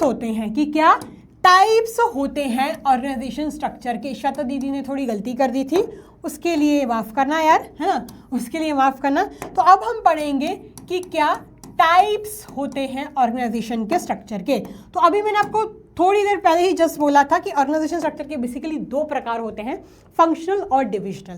तो फंक्शनल स्ट्रक्चर वो स्ट्रक्चर होता है जिसको काम के बेसिस पे, काम के आधार पे क्रिएट किया जाता है, on the basis of work, ठीक है, on the basis of work या फंक्शंस के बेसिस पे क्रिएट किया जाता है, ठीक है मैम, ठीक है। आगे और अच्छे से बताऊंगी, डोंट वरी। डिविजनल स्ट्रक्चर वो स्ट्रक्चर होता है जिसको प्रोडक्ट्स के बेसिस पे या जिसको जॉब्स के बेसिस पे क्रिएट किया जाता है। मैम मतलब अच्छे तरीके से समझ नहीं आ रहा है, डोंट वरी, आगे बताने वाली हूँ, डोंट वरी। तो on the basis of products पे क्रिएट किया जाता है, ठीक है। तो अब हम डिटेल वे में पढ़ेंगे, शुरू से पढ़ेंगे फंक्शनल स्ट्रक्चर से। अब हम डिटेल वे में पढ़ेंगे कि फंक्शनल स्ट्रक्चर क्या होता है। तो अभी मैंने आपको क्या बोला था कि फंक्शनल स्ट्रक्चर वो स्ट्रक्चर होता है जो काम के बेसिस पे क्रिएट किया जाता है, ठीक है। यानी काम के बेसिस पे, जैसे कि एक डिपार्टमेंट में यानी एक कंपनी में सबसे टॉप लेवल रहेगा, ठीक है। टॉप लेवल के अंदर कितने डिपार्टमेंट्स रहेंगे, फिर उन डिपार्टमेंट्स के अंदर में कितने लोग रहेंगे, तो ये उनका काम हो गया, ठीक है, काम के बेसिस पे। जैसे कि मान चलो कोई कंपनी है जिसका सिर्फ और सिर्फ काम है कपड़े बनाना, जिसका सिर्फ और सिर्फ क्या काम है, कपड़े बनाना। तो अब कपड़े बनाने के लिए अलग अलग, जो कपड़े बनाने की जो उनकी कंपनी है उसके लिए अलग अलग डिपार्टमेंट्स क्रिएट होंगे, जैसे कि प्रोडक्शन डिपार्टमेंट होगा जो कपड़े बनाएगा, मार्केटिंग डिपार्टमेंट होगा जो हैवी एडवर्टाइजमेंट करेगा, सेल्स डिपार्टमेंट होगा जो बेचेगा, ठीक है, परचेज डिपार्टमेंट होगा जो कपड़े को, सामान को खरीद के लेके आएगा। तो उनका मेन क्या काम है, मेन काम है उनका कपड़े बनाना। तो उसके बेसिस पे, उस वर्क के बेसिस पे, उस फंक्शन के बेसिस पे अलग अलग डिपार्टमेंट्स क्रिएट हो गए, ठीक है। तो आइए और अच्छे तरीके से समझते हैं, जैसे कि when the activities or jobs are grouped keeping in mind the functions or the job, keeping in mind the functions or the job, then it is called functional structure. यानी जब ऐसा स्ट्रक्चर क्रिएट किया जाता है जो किस पे टिका होता है, जो फंक्शंस पे टिका होता है, जो फंक्शंस पे टिका होता है, तो वो क्या कहलाता है, वो स्ट्रक्चर कहलाता है आपका फंक्शनल स्ट्रक्चर। वो स्ट्रक्चर क्या कहलाता है, वो स्ट्रक्चर कहलाता है आपका फंक्शनल स्ट्रक्चर। जैसे कि आईसीआईसीआई बैंक है, तो इसका मेन काम क्या है, इसका मेन काम है बैंकिंग का ही काम है। बैंकिंग के अलावा ये और किसी काम में डील नहीं करते हैं। ये नहीं डील करते कि भैया हमें कपड़े भी बेचते हैं, हमें जूते भी बेचते हैं, नहीं। जैसे कि फॉर एन एग्जाम्पल आप मेरे को ये बताना कि जो नेक्स्ट ऑपर्स है, नेक्स्ट ऑपर्स कौन सा स्ट्रक्चर फॉलो करता है, फंक्शनल या डिविजनल? इसका आंसर मेरे को जरूर बताना अगर आप एक सच्चे नेक्स्ट ऑपर के बच्चे हो, ठीक है। अभी मैं आपको एक्सप्लेन कर ही रही हूँ, तो उसके बेसिस पे आप मेरे को ये जरूर बताना कि नेक्स्ट ऑपर कौन सा स्ट्रक्चर फॉलो करता होगा, ठीक है। सो जैसे कि आईसीआईसीआई बैंक क्या है, ये सिर्फ बैंकिंग में ही डील करता है। जैसे कि ये मैंने आपके लिए स्पेशल चार्ट भी क्रिएट किया, देखो मैनेजिंग डायरेक्टर जैसे कि टॉप लेवल में होता है, उसके अंडर में ये सारे डिपार्टमेंट है, प्रोडक्शन हो गया, मार्केटिंग हो गया, परचेस हो गया, सेल्स हो गया। तो मान चलो ये कंपनी है, फुटवेयर की कंपनी है, तो फुटवेयर की कंपनी के लिए भी प्रोडक्शन डिपार्टमेंट होगा, मार्केटिंग डिपार्टमेंट होगा, परचेस डिपार्टमेंट होगा, सेल्स डिपार्टमेंट होगा। तो काम के बेसिस पे ये स्ट्रक्चर क्रिएट किया गया है, इसलिए ये कहलाता है functional structure. Is it clear? चलो अब हम जानते हैं कि फंक्शनल स्ट्रक्चर के क्या फायदे होते हैं, इसके क्या एडवांटेजेस होते हैं, इसके क्या मेरिट्स होते हैं, यानी किन कंपनीज पे सूट करेगा, मतलब बेसिकली वो हम सूटेबिलिटी भी पढ़ेंगे। अभी आप ये जानिए कि फंक्शनल स्ट्रक्चर के क्या फायदे होते हैं। तो सबसे पहला फायदा है ऑक्यूपेशनल स्पेशलाइजेशन, मतलब जो काम है, ऑक्यूपेशन मतलब क्या होता है, जो काम है उसके बेसिस पर ही स्पेशलाइजेशन मिल जाती है। जैसे कि एक इंजीनियर है ना, एक इंजीनियर है, तो इंजीनियरिंग को कहाँ बिठाएंगे, इंजीनियरिंग कहाँ काम करेगा, इंजीनियरिंग काम करेगा प्रोडक्शन डिपार्टमेंट पे, तो उसका काम क्या है, इंजीनियरिंग, तो प्रोडक्शन डिपार्टमेंट में काम करेगा। तो जो उसको काम आता है वो उसी में स्पेशलिस्ट बन रहा है और किसी काम में स्पेशलिस्ट नहीं बन रहा। तो ऑक्यूपेशनल स्पेशलाइजेशन क्या बोलता है, काम के बेसिस पे स्पेशलिस्ट होना, ठीक है। फिर दूसरा क्या है, promotes control and coordination with in department. जब एक ही काम किया जाएगा, जब पता है कि भैया हमारी जो कंपनी है वो किसको फॉलो कर रही है, हमारी कंपनी फॉलो कर दी है फंक्शनल स्ट्रक्चर को, प्लस हमारी कंपनी का काम है फुटवेयर बनाना, चप्पलें बनाना, हम जूते चप्पलें बनाना हमारी कंपनी का काम है। तो उनको पता है कि भैया हम जूते चप्पल ही बना रहे हैं और किसी प्रोडक्ट के रिगार्डिंग उनकी लड़ाइयाँ नहीं होंगी, उसी काम के लिए वो काम करेंगे, तो कोऑर्डिनेशन भी डेवलप रहेगा, ठीक है। फिर increases managerial and operational efficiency. अब क्योंकि एक ही वर्क पे फोकस किया जा रहा है, तो ज़्यादा दिमाग दौड़ाने की जरूरत नहीं है, मतलब दिमाग तो दौड़ाना है लेकिन और आपको कहीं और नहीं सोचना पड़ेगा, ठीक है, कहीं से और चीज़ के बारे में आपको सोचना नहीं पड़ेगा। तो जो मैनेजरियल और जो ऑपरेशनल जो आप काम कर रहे हो, जो आप काम करते आए हो, आप उसी काम में इफिशियंसी गेन करने लगते हो, ठीक है। फिर it leads to minimum duplication of efforts. अब क्योंकि ये फंक्शनल स्ट्रक्चर फॉलो कर रहे हैं, ये एक ही काम को फॉलो कर रहे हैं, तो इस पे एफर्ट्स रिपीट नहीं होते हैं। जैसे कि अगर मान चलो चप्पलों के साथ साथ वो कपड़े भी रख लेते, फुटवेयर के साथ साथ अगर वो क्लॉथिंग का भी रख लेते, तो फुटवेयर भी है, क्लॉथिंग भी है, पता चल रहा है फुटवेयर का सामान लेके आना, लेकिन क्लॉथिंग का भी एक डिपार्टमेंट सामान लेके आ गया, फिर दूसरा डिपार्टमेंट भी फुटवेयर का भी सामान लेके आ गया, क्लॉथिंग का भी सामान लेके आ गया, तो इससे एफर्ट्स डुप्लीकेट हो जाते हैं। लेकिन फंक्शनल स्ट्रक्चर क्योंकि एक ही वर्क पे फोकस करता है, इसलिए यहाँ पर जो एफर्ट्स होते हैं वो भी रिपीट, वो भी डुप्लीकेट नहीं होते, ठीक है मैम। फिर क्या है, ईजी एंड इफेक्टिव ट्रेनिंग, यानी इसमें अपने एम्प्लॉयज़ को, अपने सबऑर्डिनेट्स को ट्रेनिंग प्रोवाइड करना बहुत आसान होता है, बिकॉज उनको एक ही काम के बारे में सिखाना है ना, तो काम उनको सिखाना आसान पड़ता है, प्लस वो भी जल्दी से सीख जाते हैं, ठीक है। फिर नेक्स्ट क्या है, due attention to different functions, यानी अब क्योंकि उनका क्या काम है, उनका काम है चप्पलें बनाना, फुटवेयर्स बनाना उनका काम है, तो अलग अलग फंक्शंस पे इजीली फोकस कर पाएंगे बिकॉज उनका सिर्फ काम ही क्या है, फुटवेयर्स बनाना। पता चला अगर वो क्लोनिंग को भी रख लेते या वो सोप वाला डिपार्टमेंट भी रख लेते, स्किन केयर भी रख लेते, है ना, हेयर केयर भी रख लेते, काफ़ी सारे अलग अलग डिपार्टमेंट्स अगर रख लेते तो भैया किस किस पे फोकस करते, किस किस काम पे फोकस करते। अब इनके पास क्योंकि एक ही काम है तो ये अलग अलग डिपार्टमेंट्स पे अच्छे तरीके से फोकस ऑन कर सकते हैं, ठीक है। फिर नेक्स्ट हम पढ़ते हैं डिसएडवांटेजेस। तो अब हमने पढ़ लिए हर सिक्के के दो पहलू होते हैं, फायदे भी होते हैं, नुकसान भी होते हैं, यानी हेड भी है टेल भी है, तो फायदे भी है नुकसान भी है। अब क्या नुकसान होते हैं फंक्शनल स्ट्रक्चर के, आइए वो जानते हैं। इसका सबसे पहला डीमेरिट है कि places less importance on overall objective of an organization. ये क्या सोचते हैं, कभी कभार क्या होता है फंक्शनल स्ट्रक्चर में, वो ये सोचते हैं कि भैया प्रोडक्शन डिपार्टमेंट तो अच्छे तरीके से काम कर रहा है ना, तो हम क्यों बॉदर करें परचेज डिपार्टमेंट के बारे में। फाइनेंस डिपार्टमेंट तो अच्छा काम कर रहा है ना, तो हम क्यों बॉदर करें सेल्स डिपार्टमेंट में। जैसे कि मान चलो परचेज डिपार्टमेंट है ना, परचेज डिपार्टमेंट है, या जैसे कि प्रोडक्शन डिपार्टमेंट है, प्रोडक्शन डिपार्टमेंट ने कुछ सामान बनाया, ठीक है, और उसकी क्वालिटी अगर अच्छी नहीं आई तो उनसे पूछा गया कि क्यों भैया सामान की क्वालिटी अच्छी क्यों नहीं आ रही। आप सामान बनाते हो, प्रोडक्शन डिपार्टमेंट तो आपके हाथ में है, तो सामान बन के क्यों अच्छा नहीं आ रहा। तो उन्होंने नाम लगा दिया परचेज डिपार्टमेंट में, भैया ये सामान अच्छे से नहीं लेके आ रहे हैं इसलिए हम सामान अच्छे से तरीके से नहीं बना पा रहे हैं, तो उन्होंने दूसरे पे नाम लगा दिया। तो यहाँ पर क्या होता है ओवरऑल ऑब्जेक्टिव पे फोकस नहीं किया जाता, बस वो ये सोचते कि हमारे डिपार्टमेंट का ऑब्जेक्टिव फुलफिल हो जाए, कंपनी जाए भाड़ में, ठीक है। फिर नेक्स्ट क्या है, प्रॉब्लम्स ऑफ कोऑर्डिनेशन। मैंने आपको अभी जस्ट एक एग्जांपल बताया ना, उसकी वजह से कोऑर्डिनेशन में भी दिक्कत जाती है। क्या होता है, हर एक डिपार्टमेंट ये सोचते हैं कि हम अच्छे तरीके से काम करें, दूसरे जाए भाड़ में, आई डोंट केयर अबाउट दूसरे, है ना, I don't care about others, तो मैं क्यों फोकस करूँ, मेरे तो अपने गोल्स अचीव हो जाए। जैसे कि मान चलो प्रोडक्शन डिपार्टमेंट से अगर सामान नहीं बन पाया तो वो क्या बोलेंगे, वो ये बोलेंगे कि परचेज डिपार्टमेंट ने सामान टाइम से खरीदा है, सामान लेट से खरीदा है इसलिए हम सामान नहीं बना पाए हैं, तो वो उन पे नाम लगा देंगे, तो उनके बीच में लड़ाइयाँ हो जाएंगी, तो कोऑर्डिनेशन में भी दिक्कत होती है। फिर तीसरा क्या है, इनफ्लेक्सिबिलिटी, यानी फ्लेक्सिबिलिटी आसानी इतनी नहीं रहती है, मतलब चीज़ें फ्लेक्सिबल इसलिए इतनी नहीं हो पाती है बिकॉज हर एक डिपार्टमेंट अपने काम पर ही फोकस करता है, तो फ्लेक्सिबिलिटी कहीं ना कहीं थोड़ी कम हो जाती है, ठीक है। फिर क्या है, कॉन्फ्लिक्ट ऑफ इंटरेस्ट, यानी लड़ाइयाँ झगड़े भी हो जाते हैं। जैसे कि मान चलो सेल्स डिपार्टमेंट ने कितना बेचा, सेल्स डिपार्टमेंट ने बोला कि हमें सेल्स इंक्रीज करने के लिए डिस्काउंट देना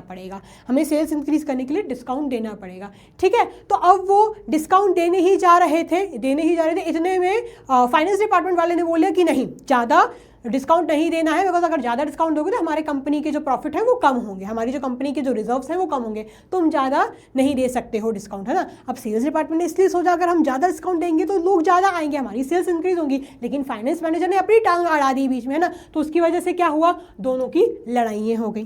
फिर नेक्स्ट क्या है, नेक्स्ट है डिफिकल्ट टू फिक्स अकाउंटेबिलिटी, यानी पकड़ना मुश्किल हो जाता है। पकड़ना मुश्किल क्यों हो जाता है, जैसे कि मान चलो सामान कम बिक रहा है, तो जो मैनेजिंग डायरेक्टर होगा वो आएगा कंपनी में, उसे मीटिंग ली चारों मैनेजर की, प्रोडक्शन मैनेजर की, परचेस मैनेजर की, सेल्स मैनेजर की, फाइनेंस मैनेजर की, चारों मैनेजर को उसने एक बार अपने कैबिन में बुलाया, ठीक है, चारों मैनेजर को उसने अपने काम में एक बार अपने कैबिन में बुलाया और ये पूछा कि हमारे प्रोडक्ट्स कम क्यों बिक रहे हैं, सेल्स मैनेजर तुम इस बात का जवाब दो।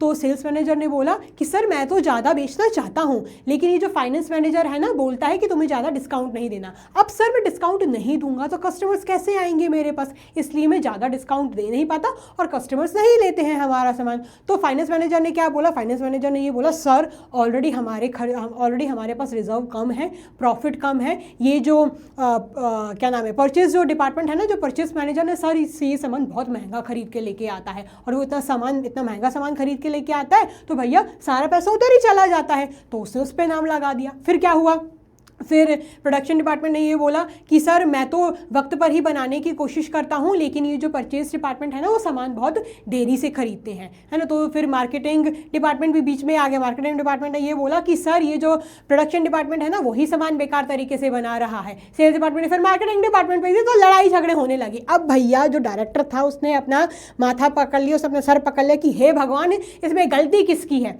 इसमें एक्चुअली में गलती किसकी है, कौन यहाँ पर खराब है, यानी किसका कौन यहाँ पर भेदी है पता ही नहीं चल रहा था उसको, एक दूसरे पे नाम लगा रहा है, दूसरे तीसरे पे नाम लगा रहा है, समझ ही नहीं आ रहा, तो यहाँ पर अकाउंटेबिलिटी को फिक्स करना बहुत मुश्किल हो गया। ठीक है, इज इट क्लियर? तो इस पॉइंट का क्या मतलब है, समझ नहीं आता कि एक्चुअली में गलती किसकी है, कौन किस काम के लिए अकाउंटेबल है, उसको समझना मुश्किल पड़ जाता है। Is it clear? I hope आपको स्टोरी की मदद से अच्छे तरीके से समझ आया होगा। ठीक है, फिर ये भी मेरी गलती है, यानी एक दूसरे में नाम लगाते रहते हैं, इसने किया, इसने किया, इसने किया, तो समझ ही नहीं आता भैया कि गलती है किसकी।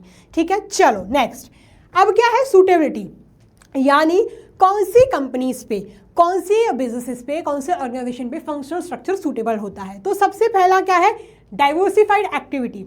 अगर उनका काम डाइवर्सिफाइड है, काम एक्टिविटीज डाइवर्सिफाइड है, जिसके प्रोडक्शन भी है, परचेज भी है, सेल्स भी है, सामान को बनाना भी है, सामान को बेचना भी है ना, सामान की मार्केटिंग भी करनी है, तो अगर उस कामों के लिए, इन सब चीज़ों के लिए, डाइवर्सिफाइड एक्टिविटीज़ के लिए फंक्शनल स्ट्रक्चर सूटेबल रहता है।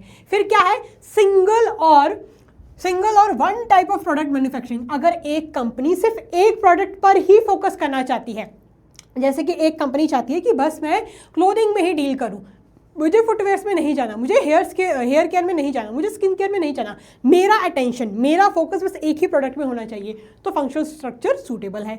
ठीक है मैम, फिर क्या है, हाई डिग्री ऑफ स्पेशलाइजेशन, यानी जब फंक्शनल स्ट्रक्चर में क्या होता है, एक इंसान वो काम करता है, एक डिपार्टमेंट वो काम करता है जिसको एक्चुअली में करना आता है, और जब वही काम बार बार करता रहता है तो उसमें स्पेशलिस्ट बन जाता है। तो अगर किसी को स्पेशलिस्ट बनना है तो फंक्शनल स्ट्रक्चर बेस्ट रहेगी। फिर क्या है, during territory wise grouping of activities, जब टेरिटरी के बेसिस पे एक्टिविटीज को बांटना होता है, जैसे कि नॉर्थ भी हो, साउथ भी हो, ईस्ट भी हो, वेस्ट भी हो, तो जब territory wise, area wise grouping करनी होती है एक्टिविटीज की, तब भी फंक्शनल स्ट्रक्चर बहुत सूटेबल माना जाता है। Is it clear? चलो फटाफट नोट डाउन कर लो। हाँ जी बच्चों, सो आई होप आपने नोट डाउन कर लिया होगा। अब हम पढ़ेंगे हमारे नेक्स्ट स्ट्रक्चर के बारे में, जिसका नाम है डिविजनल स्ट्रक्चर।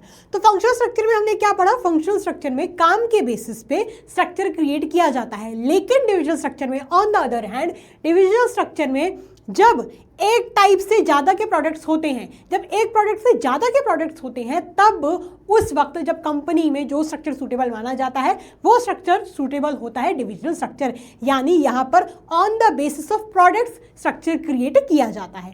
क्या बोला गया है, when the organization is large in size and producing more than one type of product, then activities related to one product are grouped under one department.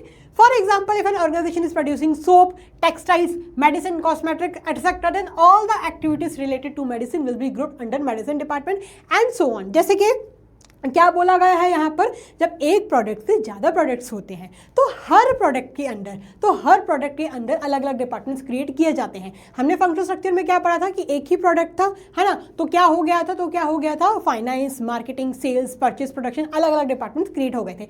लेकिन यहाँ पर एक प्रोडक्ट से ज़्यादा प्रोडक्ट्स हैं, तो क्या होगा देखो, तो हर एक प्रोडक्ट के लिए अलग अलग डिपार्टमेंट्स क्रिएट किए जाएंगे।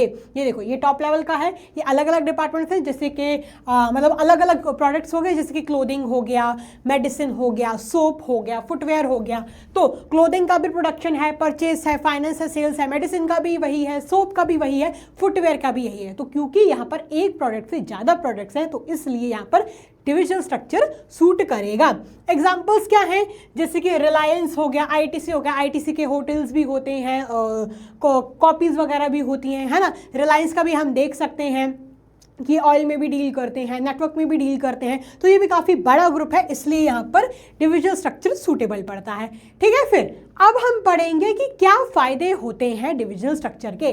तो सबसे पहला फ़ायदा होता है प्रोडक्ट स्पेशलाइजेशन। हमने वहाँ पर क्या पढ़ा था फंक्शनल स्ट्रक्चर में कि वहाँ पर काम के बेसिस पे स्पेशलाइजेशन हासिल हो जाती है, लेकिन यहाँ पर प्रोडक्ट्स हैं, तो यहाँ पर प्रोडक्ट के बेसिस पे, है ना, प्रोडक्ट के बेसिस पे स्पेशलाइजेशन हासिल होती है। फिर यहाँ पर फास्ट डिसीजन मेकिंग क्यों होती है भैया, हर एक डिपार्टमेंट के अलग अलग, हर एक प्रोडक्ट के अलग अलग डिपार्टमेंट्स होते हैं, तो इनको क्या करना पड़ता है, इनको भैया किसी का नहीं देखना पड़ता है, ये फटाफट अपने डिसीजंस खुद ही ले लेते हैं, बिकॉज उनके अलग सेपरेट डिपार्टमेंट्स बनाए जाते हैं। यहाँ पर अकाउंटेबिलिटी होती है, हमने वहाँ पर फंक्शनल स्ट्रक्चर में क्या पढ़ा था, वहाँ पर अकाउंटेबिलिटी नहीं होती है, समझ ही नहीं आता है कि भैया गलती किसकी है। जैसे कि लेकिन यहाँ पर क्या होगा, जैसे कि मान चलो ये कोई बहुत बड़ी कंपनी है, इस कंपनी का नाम है पूकी लिमिटेड, इसका नाम है पूकी लिमिटेड। क्या नाम है इस कंपनी का, पूकी लिमिटेड। अब मेरी कंपनी में क्या हुआ, एक साल क्या हुआ, मेरा जो प्रॉफिट था वो काफ़ी कम आया, है ना, मेरा जो प्रॉफिट था उस साल में बहुत कम आया।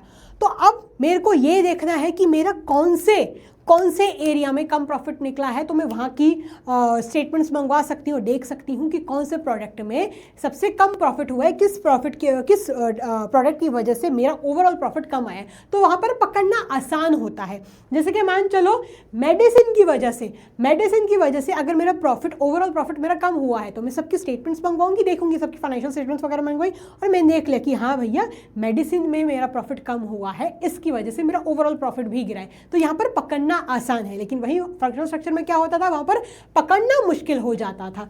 ठीक है, फिर यहाँ पर फ्लेक्सिबिलिटी होती है, यहाँ पर आप चीज़ों को अपने हिसाब से थोड़ा मॉडिफाई कर सकते हो, बिकॉज यहाँ पर एक प्रोडक्ट से ज़्यादा प्रोडक्ट होते हैं। फिर यहाँ पर एक्सपेंशन एंड ग्रोथ भी होती है। अगर आप एक प्रोडक्ट में अच्छा कमा रहे हो, अच्छा उसमें आगे बढ़ रहे हो, तो आप वहीं के वहीं तो धरे नहीं रहोगे, आप ये भी सोचोगे ना यार कि मेरे को एक और प्रोडक्ट ऐड कर लेना चाहिए, एक और ग्रुप ऐड कर लेना चाहिए, बिकॉज मेरा यहाँ पर अच्छा खासा प्रॉफिट हो रहा है, मैं अच्छा खासा प्रॉफिट कमा रहा हूँ। ठीक है, फिर नेक्स्ट, अब इसके डिसएडवांटेजेस क्या होते हैं। डिसएडवांटेजेस ये होते हैं, सबसे पहला डिसएडवांटेज ये होता है कि इसमें रिसोर्सेज बहुत चाहिए होते हैं, बिकॉज बहुत जायज़ सी बात है, आप काफ़ी सारे प्रोडक्ट्स में डील कर रहे हो, you are not dealing in single type of product, unicorn product है ना, तो आप मल्टी प्रोडक्ट्स में डील कर रहे हो, उसके लिए आपको पैसा भी बहुत चाहिए, आपको फिजिकल रिसोर्सेज ज़्यादा चाहिए, आपको ह्यूमन रिसोर्सेज ज़्यादा चाहिए, आपको मटेरियल ज़्यादा चाहिए, आपको मैन ज़्यादा चाहिए, लोग काम करने वाले चाहिए, सैलरी देनी है उन लोगों को। ठीक है, अगर वो प्रोडक्ट ऐड करना है तो उसके लिए कैपिटल चाहिए, तो रिसोर्सेज यहाँ पर ज़्यादा चाहिए होते हैं। फिर दूसरा क्या है, इग्नोरिंग ऑर्गेनाइजेशन इंटरलॉट। यहाँ पर भी ऑर्गेनाइजेशन का जो ऑब्जेक्टिव है वो कभी कभार इग्नोर कर दिया जाता है। ये देखा जाता है कि भैया हमारा जो प्रोडक्ट है उसमें तो हम एक्सेल कर रहे हैं ना, है ना। जैसे कि पूकी लिमिटेड वाली कंपनी में क्या हुआ था, मेडिसिन सोप डिपार्टमेंट ने ये सोचा कि भैया हम तो अच्छा खासा प्रॉफिट कमा रहे हैं, तो ये मेडिसिन वाला जाए भाड़ में, हमें क्या मतलब। तो हर एक डिपार्टमेंट अपना देखता है, हर एक जो प्रोडक्ट है अपना बारे में सोचता है। कॉन्फ्लिक्ट भी हो जाते हैं, यहाँ पर भी कॉन्फ्लिक्ट्स होते हैं। अब देखो यार, जो 500 उंगलियां होती हैं ना हाथ की, वो बराबर नहीं होती हैं, तो बस वैसा ही होता है कि अगर कभी कभार प्रोडक्ट्स के बीच में भी, अलग अलग मैनेजर्स वगैरह के बीच में भी लड़ाइयाँ हो जाती हैं। ठीक है, फिर क्या है, इंक्रीज इन कॉस्ट, यहाँ पर खर्चा भी ज़्यादा होता है। मैंने आपको ये चीज़ इधर भी समझा दी थी कि यहाँ पर रिसोर्सेज ज़्यादा लगते हैं, तो जाहिर सी बात है खर्चा ज़्यादा होगा, ज़्यादा पैसा लगाना पड़ेगा, तो ज़्यादा यहाँ पर खर्चा होता है। फिर नेक्स्ट क्या है, सूटेबिलिटी। अब कौन सी कंपनीज पे डिविजनल स्ट्रक्चर सूटेबल होता है। तो सबसे पहला क्या है, वो ऑर्गेनाइजेशन जो मल्टी प्रोडक्ट्स बनाते हैं, जो एक प्रोडक्ट से ज़्यादा प्रोडक्ट्स पे डील करते हैं, उनके लिए डिविजनल स्ट्रक्चर सूटेबल रहता है। दूसरा है जिन ऑर्गेनाइजेशन को प्रोडक्ट के रिगार्डिंग स्पेशलाइजेशन चाहिए, ऑक्यूपेशनल के रिगार्डिंग, है ना। हमने क्या पढ़ा था फंक्शनल स्ट्रक्चर में कि वहाँ पर ऑक्यूपेशनल स्पेशलाइजेशन होती है। जिन कंपनीज को लेकिन ऑक्यूपेशनल नहीं, प्रोडक्ट स्पेशलाइजेशन चाहिए होती है, वो उन कंपनीज के लिए डिविजनल स्ट्रक्चर सूटेबल होता है। फिर organization which require each division to be self contained, as under divisional structure each department has production, self, sale, finance department. जिस ऑर्गेनाइजेशन को, जिस कंपनी को ये चाहिए कि हर एक डिपार्टमेंट उनका सर्वगुण संपन्न बने, मतलब अपने पैरों पे खड़ा हो जाए, सेल्फ सफिशिएंट बन जाए, उन ऑर्गेनाइजेशन के लिए भी डिविजनल स्ट्रक्चर सूटेबल होता है। फिर क्या है, growing companies plan to add more line of products in future. जो ग्रोइंग कंपनीज हैं, जो बढ़ती कंपनीज हैं, वो ये देखती हैं कि हमें फ्यूचर में अगर हमें और प्रोडक्ट ऐड करने हैं, अगर हम अच्छा खासा प्रॉफिट कमा रहे हैं, अगर हम और प्रोडक्ट ऐड करने हैं, तो वो कंपनीज भी डिविजनल स्ट्रक्चर के लिए ऑप्ट करती हैं। ठीक है, तो फटाफट इधर तक फटाफट नोट डाउन कर लो। नहीं, चलो एक बार ये डिफरेंस बिटवीन समझा देती हूँ, then you can easily note down. अब देखते हैं कि क्या इन दोनों के बीच में अंतर होता है, बेसिक अंतर। तो फॉर्मेशन क्या होता है, ये काम के बेसिस पे फॉर्म होता है, जबकि डिविजनल स्ट्रक्चर प्रोडक्ट्स के बेसिस पे फॉर्म होता है ना। फिर यहाँ पर काम के रिगार्डिंग स्पेशलाइजेशन होती है, यहाँ पर प्रोडक्ट के रिगार्डिंग स्पेशलाइजेशन होती है। बच्चों, मैं हमेशा बोलती हूँ आपको, if your concept is clear, तो क्या मेरिट्स, क्या डीमेरिट्स, क्या डिफरेंस बिटवीन, फिर कुछ नहीं। अगर आपका कॉन्सेप्ट स्ट्रांग है तो हमेशा अपने ना कॉन्सेप्ट को फोकस करना। अब देखो, ये मैं आपको एक्सप्लेन कर रही हूँ, आप सोच रहे होगे कि मैम यार ये तो आ ही गया है ना, इसको क्या ही एक्सप्लेन करना। तो बस यही तो प्लस पॉइंट है कि अगर आपका कॉन्सेप्ट स्ट्रांग है तो फिर बाकी की चीज़ें तो मतलब बिल्कुल आप बाएं हाथ से कर सकते हो, फिर उसमें कोई दिक्कत ही नहीं आती। ठीक है, सो यहाँ पर क्या होता है, difficult to fix on a single department, यहाँ पर एक डिपार्टमेंट को पकड़ना दिक्कत जाता है, लेकिन यहाँ पर एक easy to fix the responsibility on performance, यहाँ पर परफॉर्मेंस के बेसिस पे आप आराम से रिस्पॉन्सिबिलिटी को फिक्स कर सकते हो, जो मैंने अभी आपको एग्जांपल दिए थे बस वही है। ठीक है, फिर मैनेजरियल डेवलपमेंट में क्या होता है, difficult as each functional manager has to report to top management. यहाँ पर दिक्कत इसलिए जाती है बिकॉज हर एक फंक्शनल मैनेजर को अपने टॉप मैनेजमेंट को रिपोर्ट करना है। यहाँ पर आसानी होती है बिकॉज यहाँ पर मल्टीपल फंक्शंस करने की आज़ादी मिल जाती है। यहाँ पर क्या होता है, यहाँ पर सस्ता पड़ता है, इकोनॉमिकल है बिकॉज यहाँ पर फंक्शंस डुप्लीकेट नहीं हो रहे, एक ही काम है। यहाँ पर खर्चा ज़्यादा होता है बिकॉज यहाँ पर सारे फंक्शंस करने हैं, बहुत सारे प्रोडक्ट्स हैं। ठीक है, फिर फंक्शनल स्ट्रक्चर में क्या होता है, ये एक मल्टी प्रोडक्ट कंपनी के लिए सूटेबल नहीं होती है। क्यों सूटेबल नहीं होती है, बिकॉज ये स्पेशली बनी होती है एक टाइप के प्रोडक्ट, एक टाइप के वर्क के लिए। ये किसके लिए सूटेबल होती है, ये सूटेबल ही किस लिए होती है, मल्टी प्रोडक्ट्स के लिए होती है, जो कंपनीज एक प्रोडक्ट से ज़्यादा प्रोडक्ट्स में डील करती हैं। Easy as all functions related to a particular product are integrated in a department. यहाँ पर आसानी इसलिए हो जाती है बिकॉज सारे प्रोडक्ट्स को एक ही कंपनी में डाल दिया जाता है। ठीक है, तो फटाफट आप नोट कर लो। हाँ जी बच्चों, सो चलिए अब बढ़ते हैं हमारी नेक्स्ट टॉपिक की ओर, जिसका नाम है फॉर्मल एंड इनफॉर्मल ऑर्गेनाइजेशन। तो अभी हमने क्या पढ़ा था, अभी हमने पढ़ा था कि स्ट्रक्चर के क्या टाइप्स होते हैं, क्या स्ट्रक्चर थे उसमें, फंक्शनल और डिविजन। अब हम पढ़ेंगे कि ऑर्गेनाइजेशन कितने प्रकार की हो सकती हैं। तो पहली हो सकती है फॉर्मल और दूसरी हो सकती है इनफॉर्मल।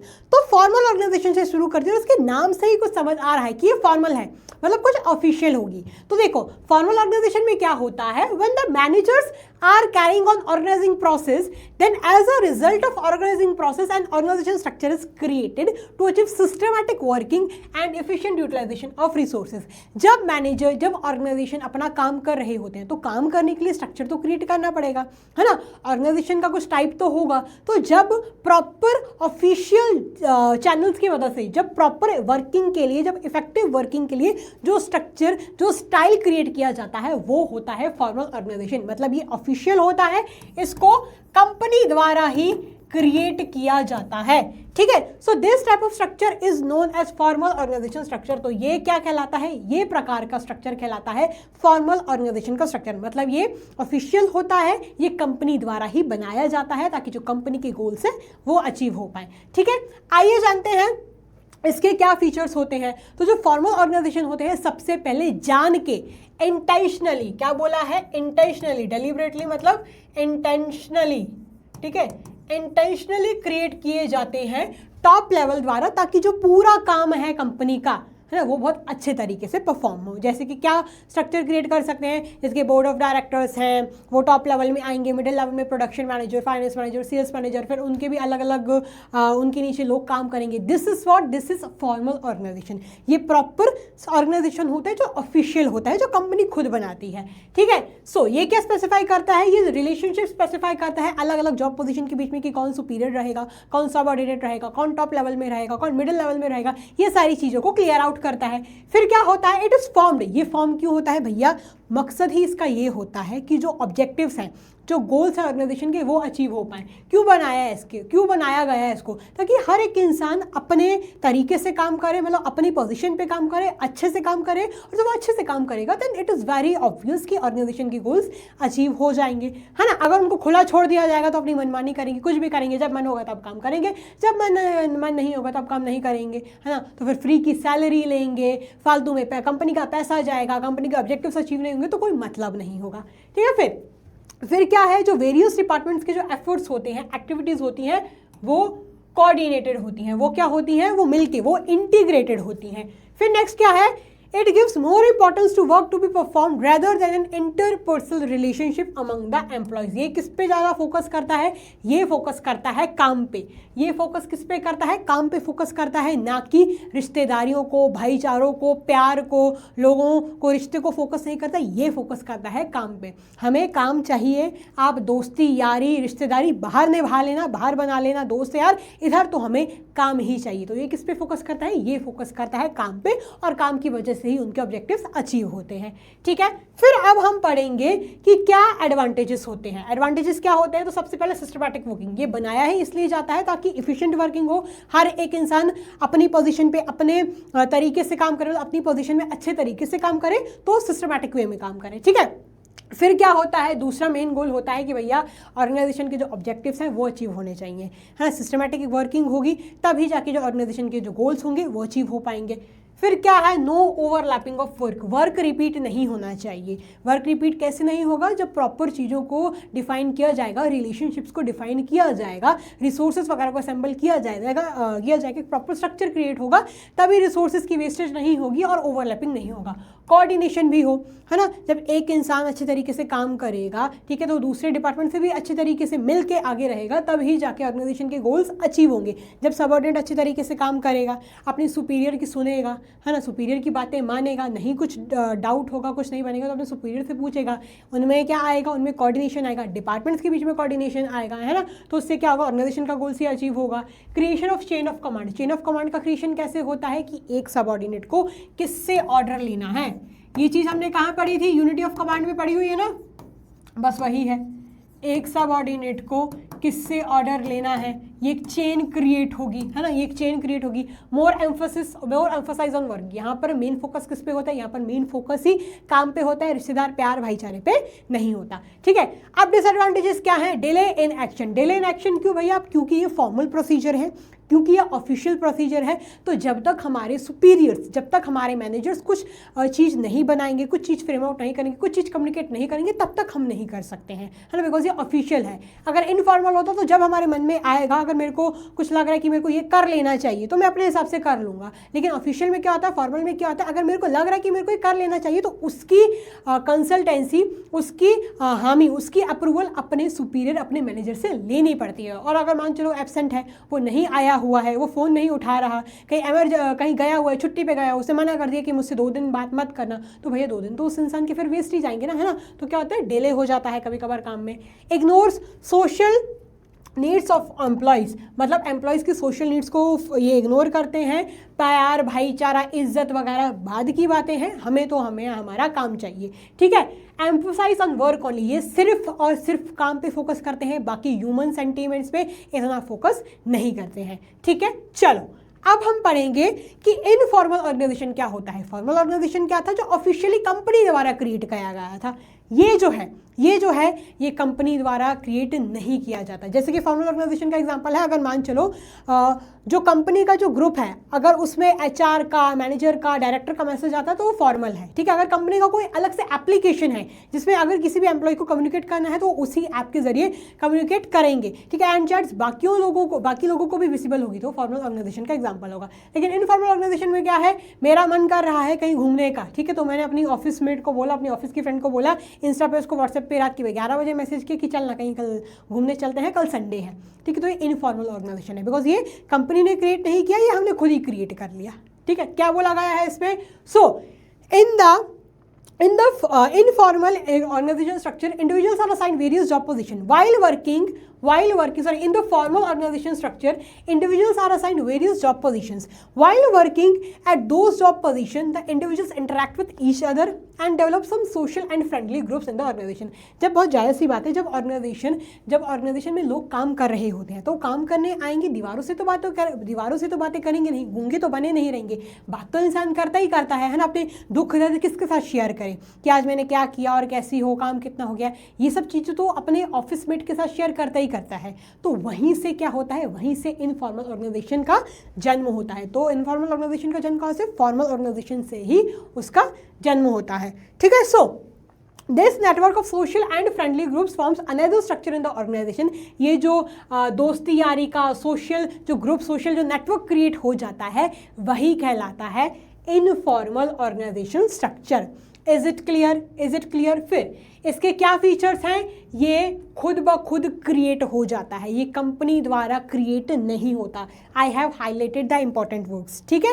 ये खुद ब खुद क्रिएट हो जाता है, जिसकी आपकी वाइफ जिस दोस्त के साथ, जिस ऑफिस मेट के साथ जम रही है, आपने उसके साथ दोस्ती कर ली, आपने इंटेंशन नहीं किया भैया कि मेरे को इसी के साथ दोस्ती करनी है, नहीं, इट गेट्स क्रिएटेड ऑटोमेटिकली, ये कंपनी द्वारा क्रिएट नहीं होती है। फिर इसमें कोई ऑफिशियल लेट डाउन रूल्स नहीं होते, जब मन कर रहा है तब अपनी फ्रेंड को ऑफिस मेट से बात कर लो, ठीक है। जैसे कि कंपनी में कम्युनिकेट करने का टाइम होता है कि आपको इतने ही बजे आपको ग्रुप में मैसेज करना होगा, कंपनी का कुछ ग्रुप है। लेकिन इनफॉर्मल कम्युनिकेशन में क्या होता है, जब मन कर रहा है अपनी किसी ऑफिस मेट से बात कर ली, तो उसका कोई ऑफिशियल रूल नहीं होता, ठीक है। जो इनफॉर्मल ऑर्गेनाइजेशन होता है वो कोई फिक्स्ड पाथ ऑफ अथॉरिटी या कम्युनिकेशन फ्लो नहीं करता। आप इंस्टा पे मैसेज करो, व्हाट्सएप पे मैसेज करो, आप स्नैप पे मैसेज करो, कोई fixed path of communication authority का नहीं होता, ठीक है। फिर इसका कोई डेफिनेट स्ट्रक्चर नहीं होता है, जैसे कि फॉर्मल ऑर्गेनाइजेशन का स्ट्रक्चर होता है कि top level, middle level, lower level, ये स्ट्रक्चर होता है। इसका ऐसा कोई स्ट्रक्चर क्रिएट नहीं होता, ठीक है। फिर यहाँ पर क्या होता है, जो इनफॉर्मल ऑर्गेनाइजेशन का जो जन्म होता है, कहाँ से ओरिजिनेट होके आता है, ये ओरिजिनेट होके आता है फॉर्मल ऑर्गेनाइजेशन से ही। Is it clear, is it clear. चलो अब हम जानते हैं कि क्या फ़ायदे होते हैं और क्या नुकसान होते हैं इनफॉर्मल ऑर्गेनाइजेशन के। तो सबसे पहला है फास्ट कम्युनिकेशन। जैसे कि अगर मान चलो आपको अपने दोस्त के साथ बात करनी है, आपने मैसेज डाला कितने बजे, आपने मैसेज डाला 4 बजे, है ना, 4 बजे मैसेज डाला, 4-5 तक उसका मैसेज का रिप्लाई नहीं आया, उसने सीन नहीं किया, आपने उठा के कॉल कर दिया, हाँ भाई कहाँ है तू, चल यार जरा चाय पीने चलते हैं। दिस इज़ व्हाट, आपको किसी का मुंह नहीं देखना पड़ेगा, फटाफट बात कर लो।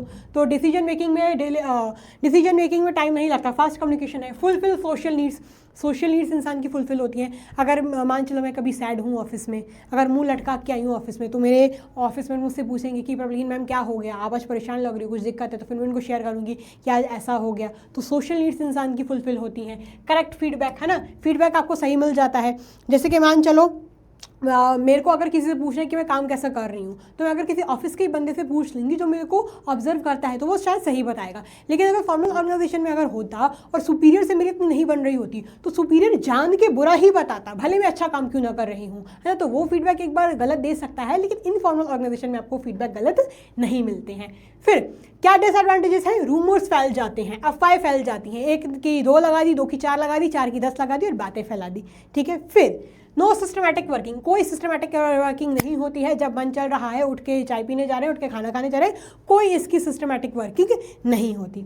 फिर क्या है, इससे नेगेटिव रिजल्ट भी आ सकते हैं। कभी कभार क्या होते हैं, जो इनफॉर्मल ऑर्गेनाइजेशन की वजह से एम्प्लॉयज़ ना अपना पूरा गुट बना लेते हैं कि भैया हम छोड़ेंगे तो साथ में छोड़ेंगे, कंपनी बहुत परेशान करती है ना, चलो हम तो साथ में छोड़ेंगे, साथ में अपोज करेंगे, तो उसकी वजह से कंपनी को नेगेटिव रिजल्ट भी मिल जाता है कभी कभार, ठीक है। फिर क्या है, मोर एम्फोसिस टू इंडिविजुअल इंटरेस्ट, यहाँ पे ऑर्गेनाइजेशन के इंटरेस्ट पे इतना फोकस नहीं किया जाता, यहाँ पे रिश्तेदारियों पे, भाईचारे पे, दोस्ती यार पे, इंडिविजुअल इंटरेस्ट पे ज़्यादा फोकस किया जाता है, ठीक है। So I hope this is clear to you all.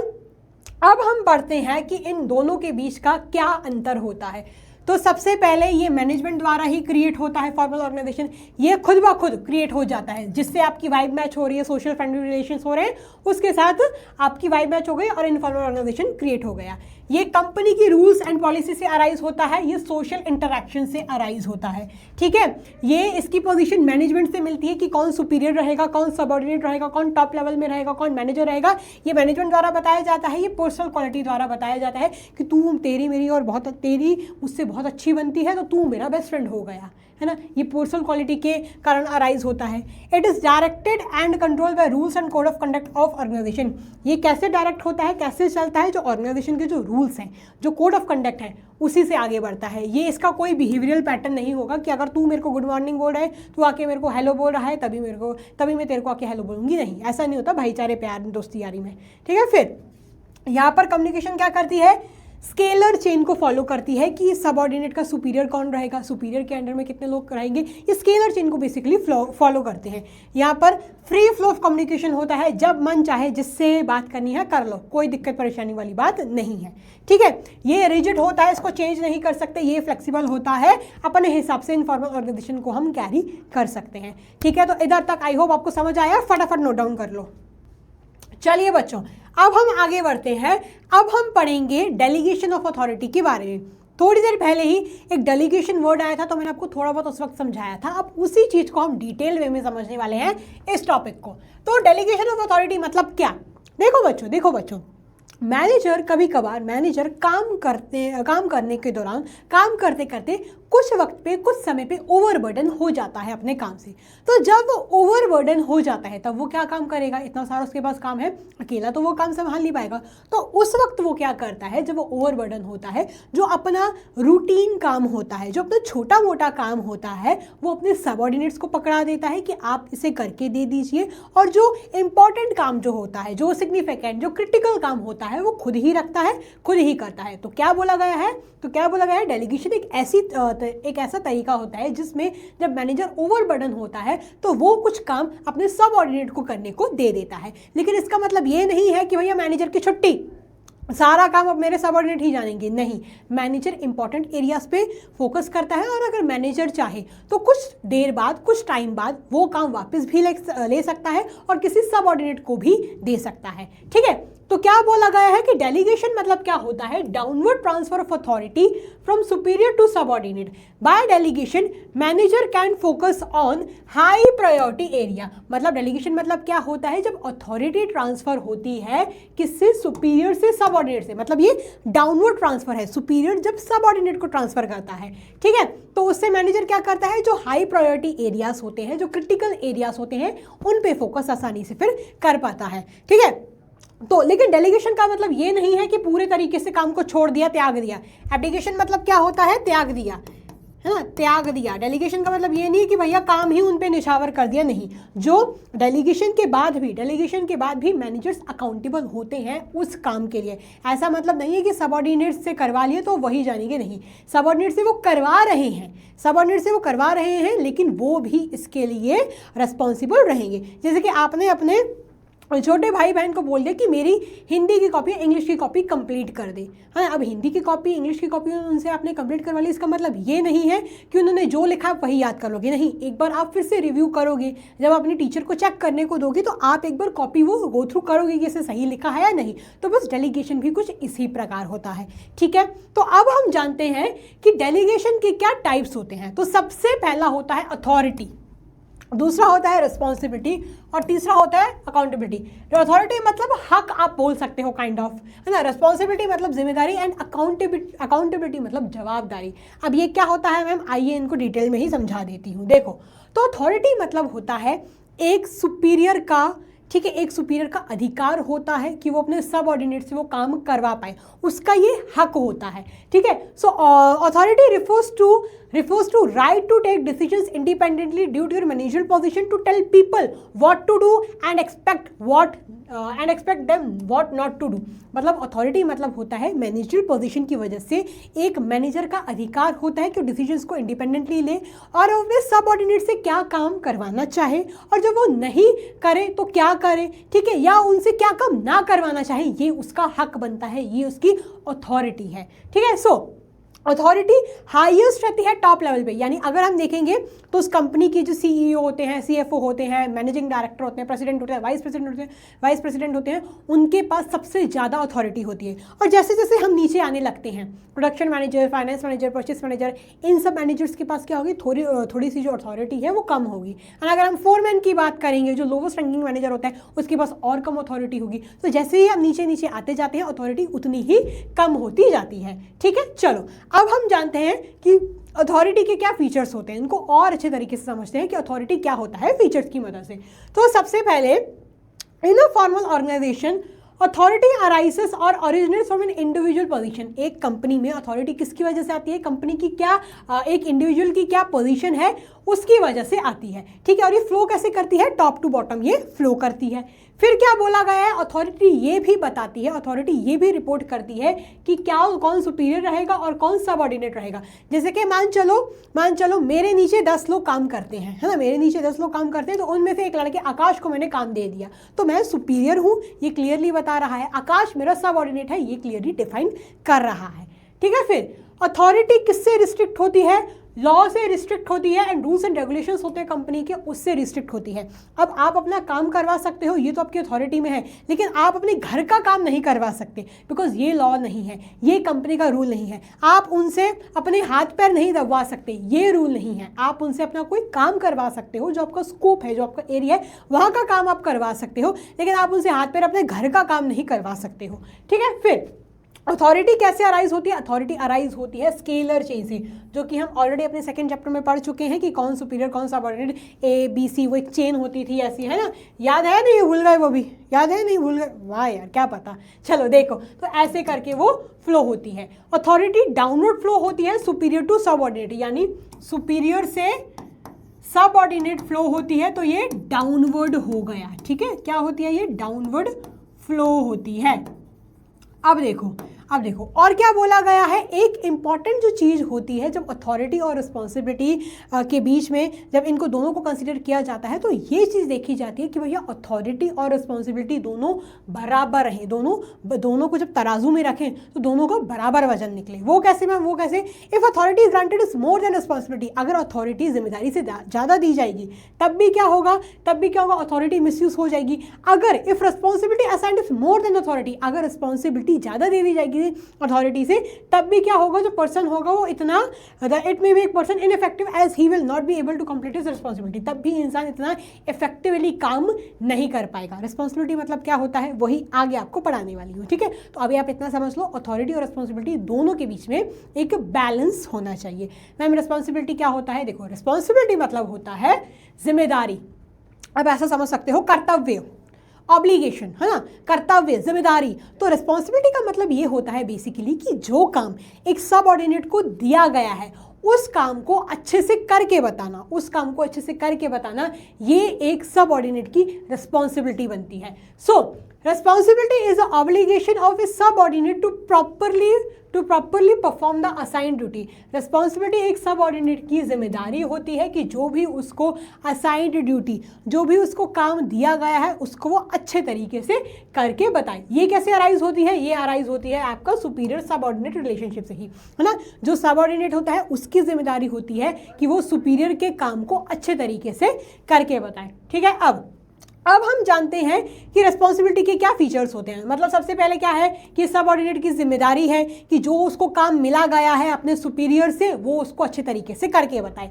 फिर क्या है, ये कैसे अराइज होती है, ये अराइज होती है सुपीरियर सबऑर्डिनेट रिलेशनशिप से। ये कैसे अराइज होती है, ये अराइज होती है सुपीरियर सबऑर्डिनेट रिलेशनशिप से, ठीक है। बिकॉज सबऑर्डिनेट वही काम करेगा जो उसको सुपीरियर देगा। ये और क्या, डाउनवर्ड फ्लो होती है, ठीक है, सॉरी ये अपवर्ड फ्लो होती है। अथॉरिटी डाउनवर्ड फ्लो होती है जब एक सबऑर्डिनेट काम करके दे देता है, तो काम करके किसको देगा बेटा, वो काम करके अपने मम्मी पापा को तो देगा नहीं, काम करके अपने सुपीरियर को ही देगा, इसलिए ये अपवर्ड फ्लो होती है, ठीक है। इधर मैं बना देती हूँ, देखो इधर ये कैसे फ्लो होती है, ये अपवर्ड फ्लो होती है, ये है सुपीरियर, ये होती है अपवर्ड। अथॉरिटी डाउनवर्ड फ्लो होती है, ठीक है, ये अपवर्ड फ्लो होती है। Is it clear.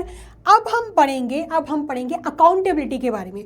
तो अकाउंटेबिलिटी को आप जवाबदारी के नाम से भी याद रख सकते हो, अकाउंटेबिलिटी को आप जवाबदारी के नाम से भी रख सकते हो। मतलब मैम क्या, देखो अब जब सबऑर्डिनेट को काम मिला हुआ है कुछ करने को, तो उस काम को तो करके बताना ही है, लेकिन उसकी जवाबदारी बनती है कि उसको अच्छे से करके बताए, प्लस वो उसके बारे में इन्फॉर्म भी करे। ये उसकी अकाउंटेबिलिटी है। देखो accountability means subordinates will be answerable for the non completion of the task. यानी एक सबऑर्डिनेट का ये अकाउंटेबिलिटी रहेगी, इसकी जवाबदारी रहेगी, अगर उसने काम नहीं करके दिया तो भैया क्यों नहीं करके दिया, अगर उसने काम करके दिया तो ये भी बताए, अगर नहीं हो पाया काम तो क्यों नहीं हो पाया, ये इसकी जवाबदारी कौन उठाता है, सबऑर्डिनेट ही उठाता है, ठीक है। So the accountability can not be passed और डेलीगेटेड। अकाउंटेबिलिटी पास या डेलीगेटेड नहीं की जा सकती। जैसे कि मान चलो मैंने आकाश को बोला था कि मेरा ये काम है 10 यूनिट बनाने हैं, तो 10 यूनिट बना के मेरे को दे दे, लेकिन आकाश अब ऐसा तो करेगा नहीं। मैंने आकाश को दिया तो आकाश ऐसा नहीं बोलेगा कि मैंने रमेश को दे दिया था, नहीं, मैंने आकाश को काम दिया था, तो अगर आकाश नहीं करता आकाश की ही जवाबदारी बनती है। आकाश ये नहीं बोल सकता कि मैंने तो रमेश को दे दिया था तो रमेश जाने उसके काम जाने, नहीं, ऐसा नहीं होगा। जिसको दिया गया है काम उसी इंसान की जवाबदारी बनती है, उसी इंसान की अकाउंटेबिलिटी बनती है, ठीक है। सो it can only be shared with the subordinates, which means after delegating the responsibility and authority, the managers will be accountable for non-completion of the task. अगर वो काम नहीं भी हो पाता तब भी मैनेजर्स को देखना तो पड़ेगा, लेकिन जिसको काम दिया गया है उसको डेलीगेट नहीं कर सकते हैं। अगर मैंने आकाश को दिया है तो आकाश क्या ही अकाउंटेबिलिटी है, आकाश ही उसको करके बताएगा, ठीक है। सो फीचर्स क्या होते हैं, फीचर्स ये होते हैं कि accountability refers to answerable for the final output.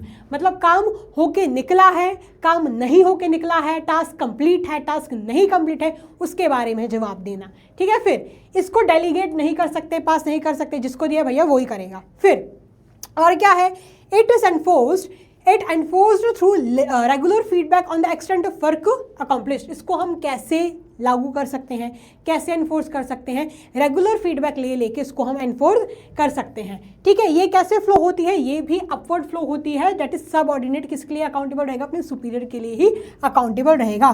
तो ये भी किसके लिए? अपवर्ड ही फ्लो करती है। ये देखो, इसको भी मैं नोट डाउन कर रही हूँ। अक्सर आपसे पूछ सकते हैं 1 मार्कर में कि डाउनवर्ड फ्लो होती है, अपवर्ड फ्लो होती है, कैसे फ्लो होती है? आपसे ये 1 मार्कर में पूछा जा सकता है। ठीक है, तो ये भी अपवर्ड ही फ्लो होती है। ये देखो, ये बना दिया मैंने। Is it clear? Is it clear? चलो आई होप आपको समझ आया। अब हम इन तीनों को जरा एक बार कंपेयर कर लेते हैं। तो सबसे पहले क्या? Authority, responsibility, accountability. अथॉरिटी क्या होती है? पावर टू टेक डिसीजन, मतलब एक सुपीरियर का पावर है, उसका हक है, उसका अधिकार है कि वो डिसीजन को इंडिपेंडेंटली ले पाए। रिस्पॉन्सिबिलिटी क्या है? जिम्मेदारी है कि जो काम दिया गया है उस काम को हम अच्छे से करके बताएं। अकाउंटेबिलिटी क्या है? जो काम दिया गया है वो हुआ है नहीं हुआ है उसके बारे में बताना। ठीक है, फिर इसको हम डेलीगेट कर सकते हैं। एक जो सुपीरियर है वो किसी और को भी दे सकता है। यानी अगर मान चलो आकाश को दिया, फिर उससे वो काम वापस लेके आकाश से लेके उसने सुरेश को दे दिया, डेलीगेट कर सकते हैं। इसको फुल्ली डेलीगेट नहीं कर सकते बिकॉज जिसको मिला है वही जाने। ठीक है, अकाउंटेबिलिटी को भी डेलीगेट तो कर ही नहीं सकते।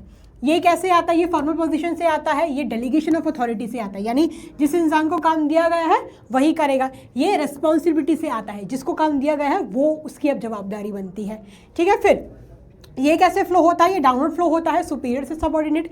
ये अपवर्ड फ्लो होता है, सबऑर्डिनेट से सुपीरियर। और ये भी अपवर्ड ही फ्लो होता है, सबऑर्डिनेट से सुपीरियर। ठीक है, इज इट क्लियर? चलो यार फटाफट नोट डाउन कर लो। हाँ जी बच्चों, सो अब हम पढ़ेंगे कि क्या इंपॉर्टेंस होती है डेलीगेशन की। हमने जान लिया बहुत अच्छे से कि डेलीगेशन क्या होता है। अब हम पढ़ेंगे कि डेलीगेशन क्या होता है। तो सबसे पहले इफेक्टिव मैनेजमेंट। इफेक्टिव मैनेजमेंट क्यों भैया? देखो, मैनेजर्स क्या करते हैं?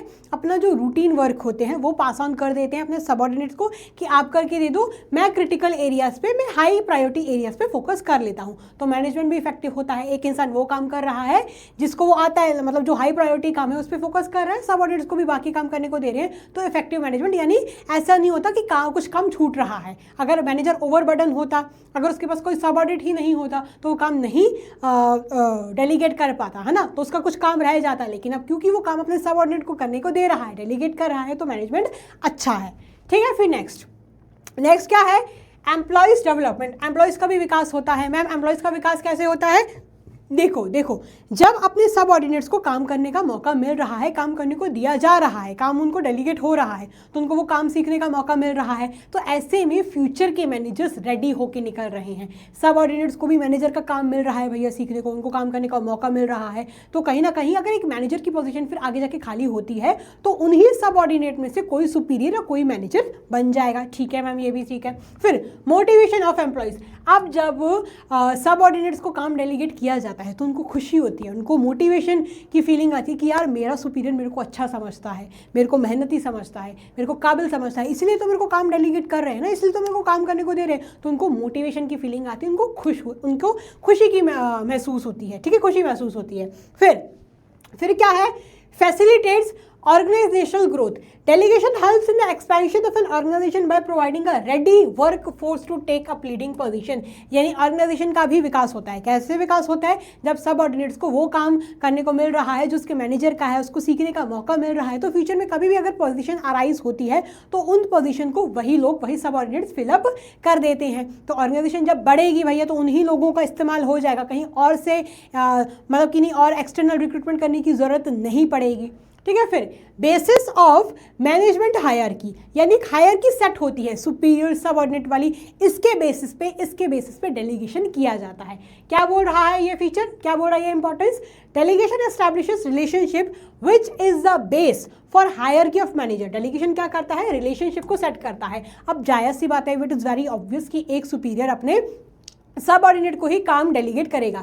एक सुपीरियर अपने कंपनी के सीईओ को काम नहीं डेलीगेट करेगा, है ना। एक सुपीरियर अपने ऊपर के मैनेजर को काम डेलीगेट नहीं करेगा, वो हमेशा अपने सबऑर्डिनेट को ही काम देगा। तो ऐसे में रिलेशनशिप क्रिएट हो जाता है। ठीक है, so the extent of power delegated to subordinates decides who will report to whom and power at each job position forms a management hierarchy. तो जब काम डेलीगेट किया जाता है उसकी वजह से जो जॉब पोजीशन में एक क्लैरिटी आती है एंड मैनेजमेंट की हायरार्की इसी से सेट होती है। ठीक है। फिर क्या है, बेटर कोऑर्डिनेशन। बेटर कोऑर्डिनेशन कैसे, आप सबऑर्डिनेट्स को काम करने का मौका मिल रहा है, काम सीखने का मौका मिल रहा है, अगर उनको कुछ डाउट होगा तो वो पूछेंगे, उनको खुशी होगी कि हाँ यार मेरे को काम सीखने का मौका मिल रहा है, मेरे को काम करने का मौका मिल रहा है, तो वो अच्छे से ही पेश आएंगे अपने सुपीरियर से, तो ऐसे में कोऑर्डिनेशन डेवलप होगा। ठीक है। फिर क्या होता है, reduces the workload of managers. मैंने आपको पहले ही समझाया था कि जब एक मैनेजर ओवरबर्डन हो जाता है अपने काम से, उसके पास बहुत सारा वर्कलोड होता है, तब जाके वो अपने काम को डेलीगेट करता है। तो ऐसे में जो मैनेजर का भी काम हल्का हो जाता है, और मैनेजर अपना टाइम किस पे दे सकता है, हाई प्रायोरिटी वर्क पे अपना काम दे सकता है। ठीक है, बढ़िया। चलो इधर तक खत्म हुआ। Now we will be studying a last topic of this chapter, जिसका नाम है सेंट्रलाइजेशन एंड डिसेंट्रलाइजेशन। तो बेसिकली इस टॉपिक में आपको डिसेंट्रलाइजेशन वाला टॉपिक ही पढ़ना है, and it is very important. And अक्सर बच्चे डेलीगेशन एंड डिसेंट्रलाइजेशन में कंफ्यूज हो जाते हैं। वो ये समझते हैं कि दोनों सेम है, लेकिन अगर आप मेरे बच्चे हो, अगर आप नेक्स्ट टॉपर्स के बच्चे हो, तो आप नहीं कंफ्यूज होगे, आई बैट दिस। चलो अब देखते हैं कि दोनों क्या होते हैं। तो देखो क्या होता है, सेंट्रलाइजेशन से शुरुआत करते हैं। सेंट्रलाइजेशन क्या होता है सेंट्रलाइजेशन में, जब ऑर्गेनाइजेशन की जो डिसीजन मेकिंग पावर या अथॉरिटी कुछ ही लोगों के हाथ में होती है कि क्या करना है, क्या नहीं करना, क्या पॉलिसी रहेगी, क्या स्ट्रैटेजी रहेगी, कुछ ही लोगों के हाथ में होती है, डेट इज टॉप मैनेजमेंट के हाथ में होती है ना। सारी की सारी डिसीजन मेकिंग प्रोसेस जब उन्हीं लोगों के हाथ में होती है, तो वो कहा जाता है सेंट्रलाइजेशन, यानी सेंट्रलाइज है पावर कुछ ही लोगों के हाथ में है। On the other hand decentralization मतलब होता है जब टॉप लेवल के पास उनके ही काम रहें, जो मेजर ऑब्जेक्टिव्स हैं, जो की गोल्स हैं, की ऑब्जेक्टिव्स हैं, है ना, जो ऑर्गेनाइजेशन के ओवरऑल गोल्स हैं, वो उन पे डिसाइड करें, उनकी पावर उनके हाथों में रहे, और जो बाकी मैनेजर्स के जो काम है, जो डिसीजन बाकी मैनेजर्स ले सकते हैं, ऐसे डिसीजंस बाकी मैनेजर्स को ही दे दिए जाए लेने को, तो वो कहलाता है डिसेंट्रलाइजेशन। यानी टॉप मैनेजमेंट किस पे फोकस करेगा, बस हाई डिसीजन पे फोकस करेगा, और जो डे टू डे डिसीजंस होंगे वो अपने बाकी के मैनेजर्स को ही करने को दे देंगे, तो ये हो जाएगा डिसेंट्रलाइजेशन। ठीक है, आइए और अच्छे से जानते हैं। अरे यार क्या हो गया, नो भाई नो, देखो ठीक है, क्या बोला गया है, centralization refers to concentration of power और अथॉरिटी इन फ्यू हैंड्स, जब कुछ ही लोगों के हाथ में पावर होती है। ठीक है, and that is top level की जब हाथ में होती है। So an organisation is centralised and the decision making authority is in the hands of top level management. ठीक है, of top level management only. एक ऑर्गेनाइजेशन तब सेंट्रलाइज कही जाती है जब पूरी की पूरी पावर, डिसीजन मेकिंग अथॉरिटी किसके हाथ में होती है, टॉप लेवल के हाथ में ही होती है। डिसेंट्रलाइजेशन क्या होता है, जब सिस्टमैटिक डिस्ट्रीब्यूशन हो जाता है अथॉरिटी का सारे मैनेजमेंट के लेवल तक, तब वो कहलाता है डिसेंट्रलाइजेशन। क्या बोला गया है, under decentralization every employee working at different level get some shares in the authority. तो डिसेंट्रलाइजेशन में हर एक मैनेजर को अपनी अथॉरिटी मिलती है, अपनी पावर लेने की अथॉरिटी मिलती है, तो वो होती है डिसेंट्रलाइजेशन। Is it clear? चलो अब हम जानेंगे कि क्या फीचर्स होते हैं डिसेंट्रलाइजेशन के। बच्चों ध्यान से सुनना, अगर आपको कंफ्यूज नहीं होना डेलीगेशन और डिसेंट्रलाइजेशन में, देखो ध्यान से। सो क्या है, जो डिसेंट्रलाइजेशन होता है वो mere transfer of authority to lower level से कहीं गुना ज़्यादा है। जैसे कि डेलीगेशन में क्या था, सबऑर्डिनेट को काम करने को दे दिया गया, और जब वो उससे काम हो गया तो उससे वापस ले लिया गया, या किसी और सबऑर्डिनेट को भी दे दिया गया जब मैनेजर ओवरबर्डन होता था। लेकिन डिसेंट्रलाइजेशन में क्या होता है, सिर्फ ऐसा नहीं है कि ये काम करके दे दो, नहीं, उनको अथॉरिटी ही मिल जाती है, उनके हक की। ठीक है, सो इसका क्या मतलब होता है, इसका ये मतलब होता है कि जो बाकी के जो मैनेजर्स हैं, बाकी के जो एम्प्लॉयज़ हैं, बाकी के जो लोग हैं, वो सक्षम है अपने काम करने को लेके, वो काबिल हैं एंड वो अच्छे हैं, कंपनी के लिए रिसोर्सफुल हैं, कंपनी के काम करने के लायक हैं। ठीक है, फिर क्या बोला गया है, decentralization indicates that employees at middle and lower level can assume the responsibility for effective implementation of the decision. Decentralization ये शो करता है कि जो मिडिल लेवल और जो लोअर लेवल के जो एम्प्लॉयज़, जो मिडिल लेवल पे काम कर रहे हैं, हाँ उनमें भी शक्ति है, हाँ उनमें भी पावर है, हाँ उनमें भी दिमाग है कि वो अपने डिसीजंस अच्छे तरीके से खुद ले सकते हैं। ठीक है, so decentralisation recognises the need of authority for decision makers. जो डिसेंट्रलाइजेशन है वो इस इच्छा को, इस ज़रूरत को समझता है कि हाँ, जो इंसान जिस लेवल पे काम कर रहा है अगर उसी को डिसीजन बनाने दे दिया जाए तो वो अच्छे तरीके से काम कर लेगा। जैसे कि मान चलो एक प्रिंसिपल अगर हर क्लास का डिसीजन खुद ले, कि इस क्लास में ये बच्चा मॉनिटर बनेगा, इस क्लास में ये बच्चा मॉनिटर बनेगा, 12th A में ये मॉनिटर बनेगा, 12th B में ये मॉनिटर बनेगा, है ना। तो यार वो अपने हिसाब से अगर खुद करता जाएगा तो हो सकता है जो बच्चे मॉनिटर बनना डिजर्व ही नहीं करते उन लोगों को, उन बच्चों को जो प्रिंसिपल है मॉनिटर बना के चला जाए। लेकिन अगर यही पावर टीचर को दे दी जाएगी, क्लास टीचर को दे दी जाएगी कि ये बच्चा मॉनिटर बनेगा, बिकॉज क्लास टीचर को पता होता है अपनी क्लास के बारे में। अगर उसकी क्लास में 40 बच्चे हैं तो उन 40 बच्चों के बारे में बहुत अच्छे तरीके से पता होता है। लेकिन एक प्रिंसिपल के स्कूल में, प्रिंसिपल पूरे स्कूल को डील करता है, लेकिन एक प्रिंसिपल को भैया ये नहीं पता कि एक एक बच्चा कैसा होगा। उसको पता है कि हमारे स्कूल में 5000 बच्चे हैं, तो भैया 5000 बच्चों के बारे में पता करना इज़ वेरी मुश्किल फॉर ए प्रिंसिपल, है ना। तो अगर ऐसे मुंह उठा के हर किसी को मॉनिटर बना के चला जाएगा और वो मॉनिटर बनने के लायक भी नहीं है तो दिक्कत होगी, है ना। लेकिन अगर क्लास टीचर को ये अथॉरिटी दे दी जाएगी कि आप मॉनिटर जिसको बनाना है, कब बनाना है, 1 हफ्ते के लिए बनाना है, 1 महीने के लिए बनाना है, किसको बनाना है, आप ये खुद कर सकते हो, तो ये डिसेंट्रलाइजेशन हो जाएगा। Is it clear? So I hope आपको इस एग्जाम्पल से बहुत अच्छे तरीके से क्लियर हो जाएगा। बिकॉज वो बोलते हैं ना, जिसका काम उसको साझे, है ना। अब मेन एक्स्ट्रापर्स में काम करती हूँ, मेरे को पता है यहाँ का एटमॉस्फेयर कैसा है। कोई और बंदा आके बोलेगा एक्स्ट्रापर्स ऐसी कंपनी, तो वो उस चीज़ को बोलने के लायक नहीं है। ठीक है, बात ये आ जाती है। चलो, so the top management carefully select those decisions which will be pushed down in lower level and those that will be retained at higher level। तो टॉप मैनेजमेंट क्या करता है, ऐसे डिसीजन बनाने को छोड़ देता है जो डिसीजन वो खुद बना सकते हैं। ठीक है, जो डिसीजन वो खुद बना सकते हैं और ऐसे डिसीजन अपने हाथ में ही रखते हैं जो डिसीजन उनके हाथों में होने चाहिए, जो डिसीजन वो डिजर्व करते हैं। ठीक है, जिसकी मॉनिटर क्लास टीचर बना ले, कब बनाना है, किसको बनाना है, ये क्लास टीचर पे छोड़ दिया गया। लेकिन कितने एडमिशन लेने हैं, कितनी फीस बढ़ानी है, ये टीचर से नहीं पूछेंगे। ये किसके हाथ में रहेगा, ये प्रिंसिपल के हाथ में ही रहेगा। Is it clear? I hope this is clear to you all from this example. चलो अब हम पढ़ते हैं, भाई थैंक यू मारा ये, आगे बढ़ भाई। हाँ, अब हम पढ़ते हैं कि डिसेंट्रलाइजेशन की क्या इंपॉर्टेंस होती है, इसकी क्या सिग्निफिकेंस होती है। तो सबसे पहला इंपॉर्टेंस का पॉइंट है develops initiative among subordinates.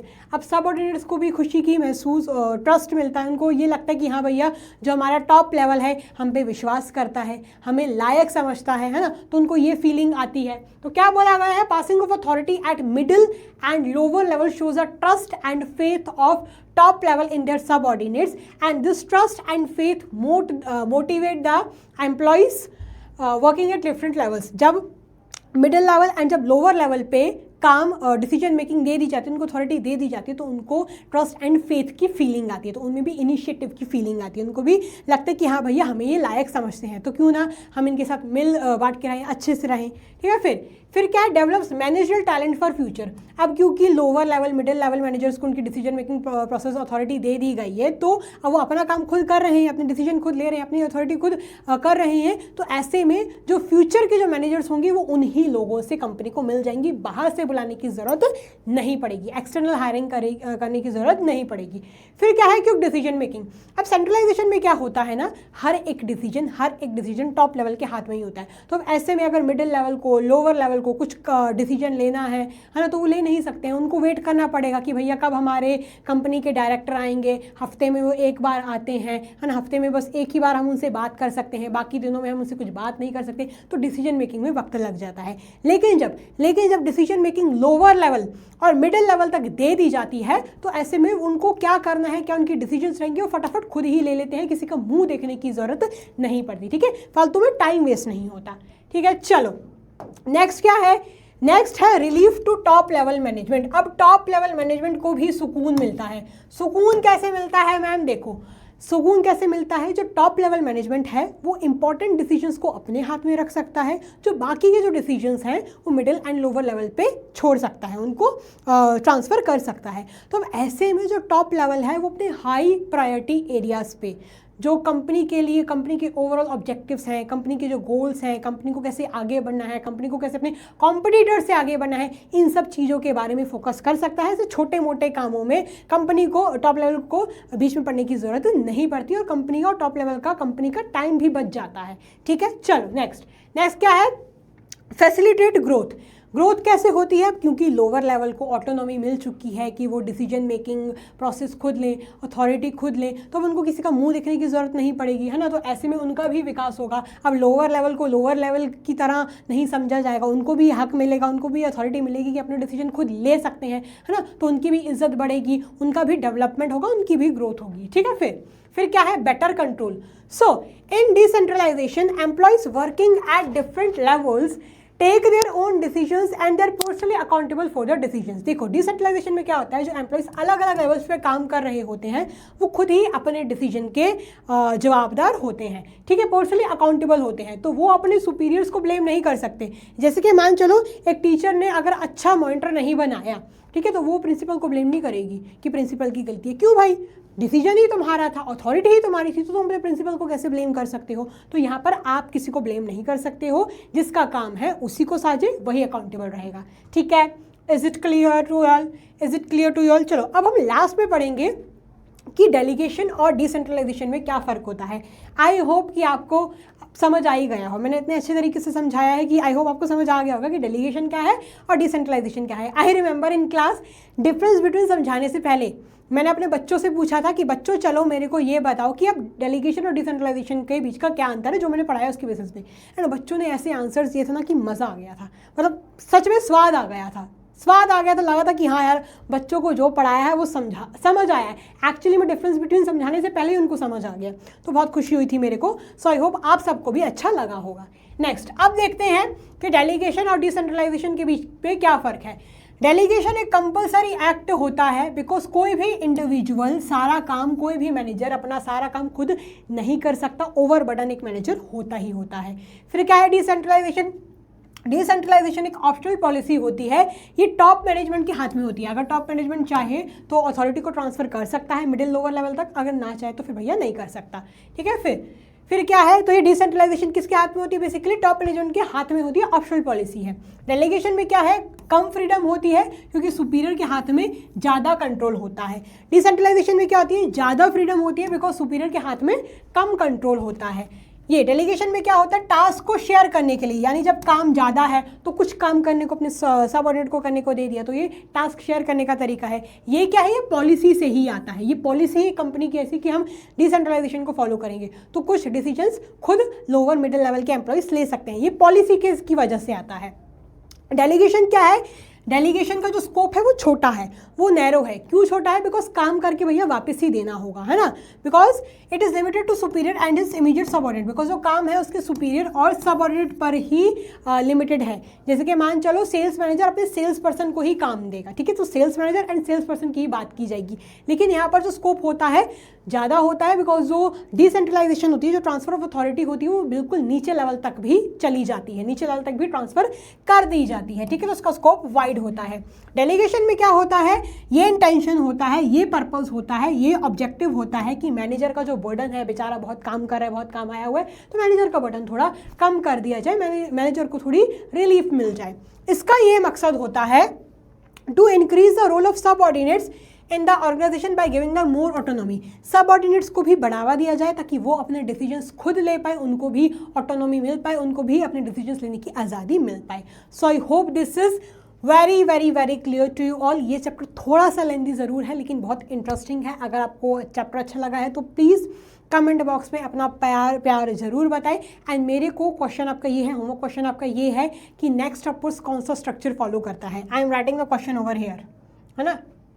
Which structure इस, इधर क्वेश्चन में लिख देती हूँ, ठीक है, इधर क्वेश्चन में लिख देती हूँ, which structure is followed by next upwards, which structure is followed by next upwards, ये आपको बताना है, ठीक है, ये आपको बताना है। Which structure is followed by next toppers, ठीक है। ऑप्शंस आपके दो ही हैं, चलो ऑप्शंस में दे नहीं रही, आपको खुद ही इसका आंसर करना है। सो आई होप आपको ये चैप्टर बहुत अच्छा लगा होगा। थोड़ा सा लेंदी ज़रूर था, लेकिन I did my best to make it interesting. I hope आपको भी बहुत मज़ा आया होगा। सो ऐसे ही पढ़ते रहें। अगर ये चैप्टर अच्छा लगा है, अगर एक्सप्लेनेशन अच्छी लगी है, तो प्लीज़ अपना प्यार ज़रूर कमेंट बॉक्स में दर्शाएं। Till the time, take care, keep working hard. Thank you so much, god bless you, love you all, take care, tata bye bye. मिलेंगे अगली वन शॉट की वीडियो में।